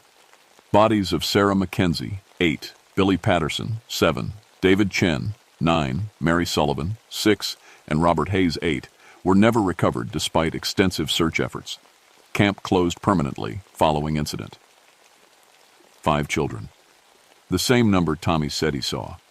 The same names he'd mentioned, delirious from cold and fear. I told myself it was coincidence. Kids hear stories, maybe local legends about the old camp. Tommy must have heard something and his traumatized mind mixed it with reality. But I kept thinking about those pale faces, the way they moved without making sound, the way the girl had smiled, and I could see right through her. 3 weeks later, another child went missing. 8-year-old Lisa Chen was camping with her family near Copper Creek. Just like Tommy, she vanished sometime during the night, leaving only small footprints leading toward the water. Just like Tommy, there were other prints mixed in with hers, small feet that shouldn't have been there. I was the first ranger on scene, and this time, I knew exactly where to look. Lisa's parents were frantic. Her mother kept crying and asking how a locked tent could be opened from the outside without waking anyone. Her father wanted to know why Lisa would leave in the middle of the night when she was afraid of the dark. I didn't have answers for them, but I had my own questions, and they were getting darker by the minute. The tracks led to the same ruined camp, the same swimming hole where I'd found Tommy. But this time, I wasn't alone. State police had sent 2 officers to help with the search, and we had 3 search dogs. The dogs acted just like Rex and Maggie had, whining, pulling back, refusing to go near the Watt, where Officer Martinez thought it was the scent of death. Maybe an animal had drowned upstream, making the dogs nervous. I knew better. We found Lisa's pajamas folded neatly on a flat rock beside the swimming hole. They were dry, which made no sense if she'd fallen in by accident. Beside them was another toy, a little wooden doll with painted hair and a faded blue dress. "Lisa," Officer Brooks called out. "Lisa, can you hear us?" The only answer was the sound of water moving over stones. But there was something else underneath it, something that made me strain to listen. Singing. Children's voices. Singing a song I almost recognized. "You hear that?" I asked Martinez. He cocked his head, listening. "Hear what?" "The singing." "I don't hear any singing, Riverstone." But I did. Faint and far away, like it was coming from underwater. A nursery rhyme or playground song, the kind kids have been singing for generations. "Ring around the rosy, pocket full of posies, ashes, ashes. We all fall down." "There," I said, pointing toward the sound. "It's coming from over there." We followed the creek further upstream, past the ruins, into a part of the valley I'd never explored. The singing got louder, clearer. Definitely children's voices, maybe 4 or 5 of them. The creek made another bend, and we found ourselves looking at a second swimming hole. This one was bigger, deeper, surrounded by smooth stones that looked like nature's amphitheater. The water was so dark it looked like black glass. And there were children playing in it. I counted 5 of them, splashing and diving like it was the middle of summer instead of a cold March morning. They looked exactly like the ones I'd seen before. Pale, wearing old-fashioned clothes, moving with that strange underwater grace. "Jesus Christ," Martinez whispered. "Where did they come from?" "Lisa!" Brooks shouted. "Lisa Chen, are you? Out there?" The children stopped playing and looked at us. The biggest boy, the one who'd talked to me before, raised his hand and waved. "She's playing with us," he called out. "She likes it here." "Where is she?" I stepped to the edge of the water. "I need to see her." "She's learning to hold her breath," the girl named Sarah said. "We're teaching her our games." That's when I saw the small hand break the surface of the water, reaching up like someone was drowning. Then Lisa's head appeared, gasping and choking. She looked directly at me, eyes wide with terror. "Help me," she mouthed, before something pulled her back under. I dove in without hesitation. The water was even colder than I remembered, cold enough to make my muscles seize up. But I could see Lisa below me, maybe 6 feet down, struggling against something I couldn't make out. Her eyes were open, bubbles streaming from her mouth. I grabbed her and kicked toward the surface. She was heavier than she should have been, like something was holding her down. But I'm a strong swimmer, and fear gave me extra strength. We broke the surface together, both of us gasping. "I've got you," I said, swimming toward shore. "You're safe now." Behind us, I could hear the other children laughing. Not mean laughter, not angry, just disappointed, like we'd spoiled their game. Martinez and Brooks pulled us out of the water. Lisa was conscious but barely breathing. Her lips were blue, her skin ice cold. We wrapped her in emergency blankets and called for another helicopter. "How long was she under?" Brooks asked. I thought about it. Maybe a minute, 2 at most. But Lisa told a different story at the hospital. She said she'd been underwater for hours, playing games with children who didn't need to breathe. They'd taught her songs and showed her how to swim to the very bottom of the deep pool. They'd been so nice, so friendly. They just wanted someone new to play with. "They said they've been waiting a long time for friends," Lisa whispered to her mother. "They said more kids are coming soon." The doctor said she was hallucinating from oxygen deprivation. Trauma response, they called it. The mind's way of coping with a near-death experience. But I was starting to understand that these weren't hallucinations. That night, I went back to the library and dug deeper into the history of Copper Creek. What I found made my blood run cold. The 1935 flood wasn't the only tragedy. Every few years since then, children had gone missing in that valley. Not many, 1 or 2 at a time, spread out over decades. Easy to dismiss as accidents, kids who wandered too far from camp and fell into the dangerous creek. 1943, Bobby Williams, age 7, body never found. 1951, Jennifer McCarthy, age 9, drowned in freak accident. 1959, 2 brothers, ages 6 and 8, lost in flash flood. 1967, Amanda Foster, age 7, slipped on wet rocks. 1974, David Park, age 9, swimming alone despite warnings. 1981, Michelle Rodriguez, age 8, sleepwalking incident. 15 children over 50 years, all around the same age, all found drowned in Copper Creek, if they were found at all. And according to the reports, witnesses often mentioned seeing other children in the area just before the accidents, children who couldn't be identified, who seemed to disappear when adults approached. I spread the newspaper clippings across my kitchen table and stared at them until my eyes burned. There was a pattern here, something the authorities had missed because it happened so slowly, so spread out over time. The children who died in 1935 were still there, still playing in their creek, still lonely after all these years. And they were collecting new friends. The phone rang, making me jump. It was the park dispatcher. "Michael, we've got another one. Family camping at Pine Ridge reported their 6-year-old son missing about an hour ago. Name's Kevin Hartley. His tracks are heading toward Copper Creek," I finished. "How did you know?" I looked at the newspaper clippings again. Kevin Hartley would be number 17. "I'm on my way," I said. But this time, I wasn't going alone. And I wasn't going to let those lonely ghosts claim another child. The dead have had their turn. It was time for the living to fight back. I arrived at the creek as the sun was setting, carrying equipment I'd never thought I'd need as a park ranger. Holy water from 3 different churches. Iron nails my grandfather had given me, blessed by a Cherokee medicine man. A small bag of salt from the Dead Sea. And my service revolver, though I doubted bullets would help against the already dead. Kevin Hartley's tracks were easy to follow in my flashlight beam. Small sneaker prints heading straight toward the ruined camp, mixed with 4 other sets of children's footprints. The ghosts weren't even trying to hide anymore. I could hear them before I saw them. Children's laughter echoing through the dark trees, splashing water. A little boy's voice calling out, "Marco!" and other voices answering, "Polo!"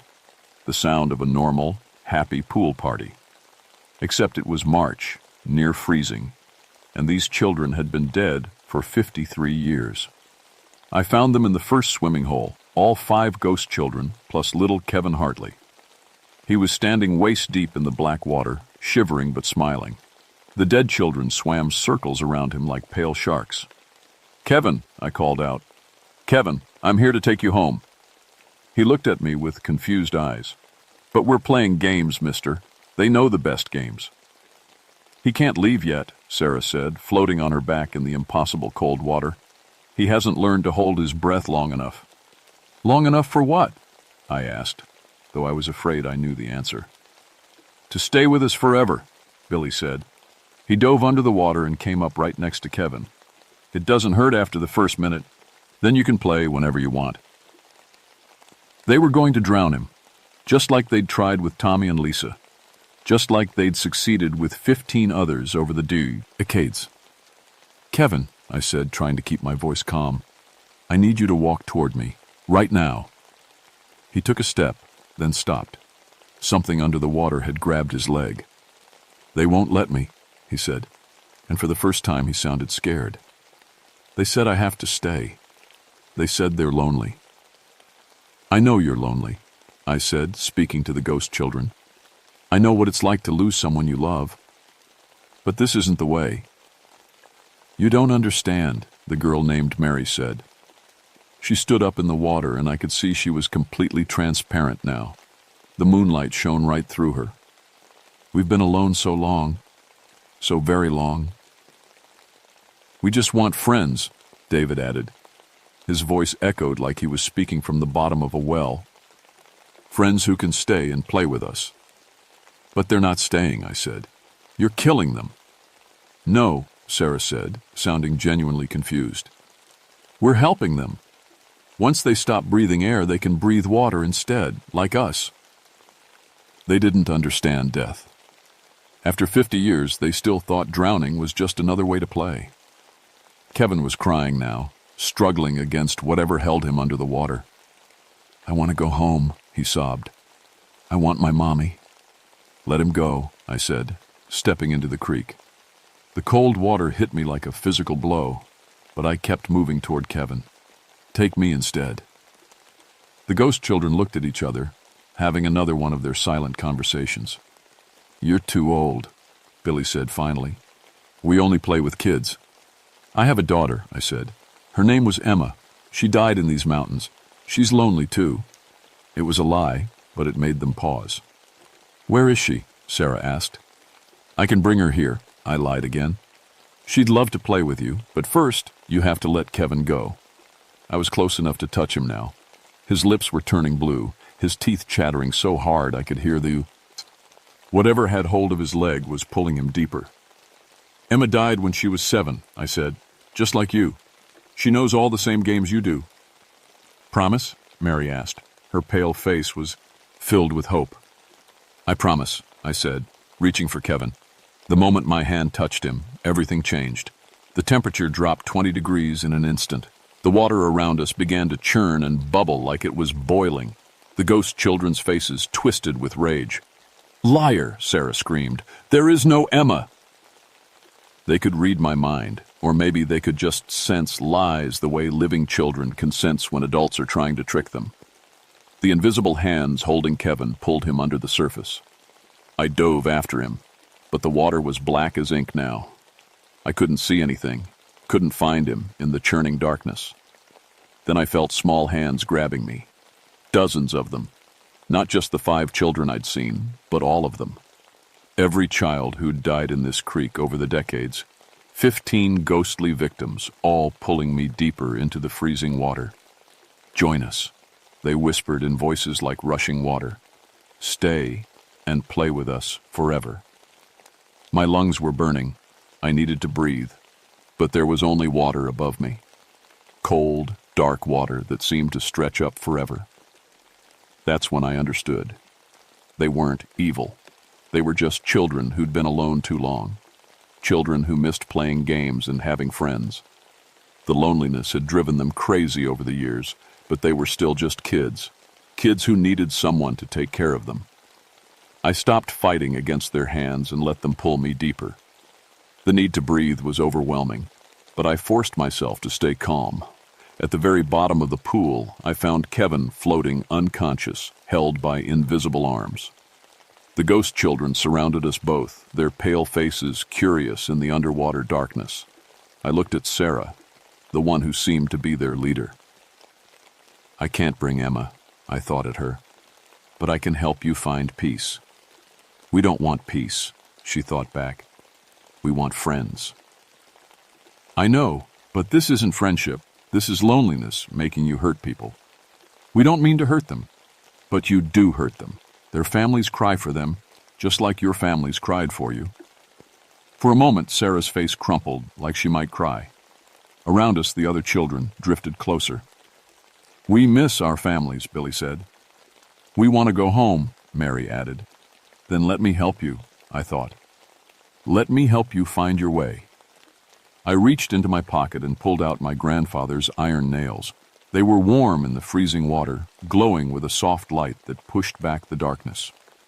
"These will protect you on your journey," I told them. "Keep you safe from getting lost again." One by one, the ghost children reached out and touched the nails. As they did, they began to glow brighter, becoming solid and real for just a moment. Sarah was the last to touch the iron. When she did, she looked directly into my eyes. "Thank you," she said. "Tell our families we weren't afraid." Then the light consumed them all, and they were gone. The water cleared instantly. I grabbed Kevin and kicked toward the surface, my lungs screaming for air. We broke through together, both of us gasping and choking. Kevin was blue and barely breathing, but alive. I carried him to shore and started CPR, forcing the creek water out of his lungs. After what felt like hours, he coughed and opened his eyes. "The kids," he whispered. "Where did the kids go?" I looked at the swimming hole. The water was still and quiet, reflecting the stars like normal water should. "They went home," I said. Kevin Hartley recovered completely, though he still has nightmares about children who wanted him to play underwater games. The doctors said it was trauma from nearly drowning, and maybe they're right. But I know what really happened that night. After Kevin was safely in the hospital, I returned to Copper Creek with a team of archaeologists and local historians. We found the original camp records buried in the ruins, along with personal belongings of the 5 children who died in 1935. We gave them a proper burial in the town cemetery, with headstones that listed their names and dates. Sarah Mackenzie, Billy Patterson, David Chen, Mary Sullivan, and Robert Hayes. Their families had been gone for decades, but the whole town came to the service. Since then, no children have gone missing near Copper Creek. The swimming holes are still there, clear and cold. Families camp in the valley again, and kids play by the water, without fear. Sometimes I patrol the area just to make sure, but I never see anything unusual. Well, almost never. Last summer I was hiking the creek trail when I heard something that made me stop. Children's laughter, coming from the direction of the old camp ruins. But this time it was different, warm and joyful, the kind of laughter you hear when kids are really happy. I followed the sound and found 3 living children playing by the creek with their parents watching nearby. A normal family enjoying a perfect summer day. But for just a moment, in the corner of my eye, I thought I saw other children playing with them. 5 pale figures splashing in the shallows, finally at peace. When I looked directly, there was nothing there. I've been a park ranger for 28 years now. I've found 863 lost people and brought them all home safely. People still ask how I do it, how I can track someone through miles of wilderness when others give up. The truth is still simple. I think like they do. A scared child will follow water. A lost soul will look for others like them. The dead will linger where they felt most alive. And sometimes, if you're lucky, you can help them all find their way home. But I've learned something else in these mountains. There are places where the veil between worlds grows thin, where tragedy leaves echoes that last for generations. Copper Creek was one of those places, but there are others. Every few months, I get reports of strong incidents in remote areas. Children who claim to see playmates that aren't there. Hikers who hear voices calling from empty forests. Campers who find toys that don't belong to anyone. Most of the time, it's just imagination or misidentification. Bears that sound like voices, wind that carries sounds from far away, lost items left behind by previous visitors. But sometimes it's something more. Sometimes it's lonely souls who just need someone to listen, someone to remember their names, someone to help them find peace. My name is Michael Riverstone, and I've been a park ranger for 28 years. I find lost people, all of them, even the ones who've been lost for a very long time.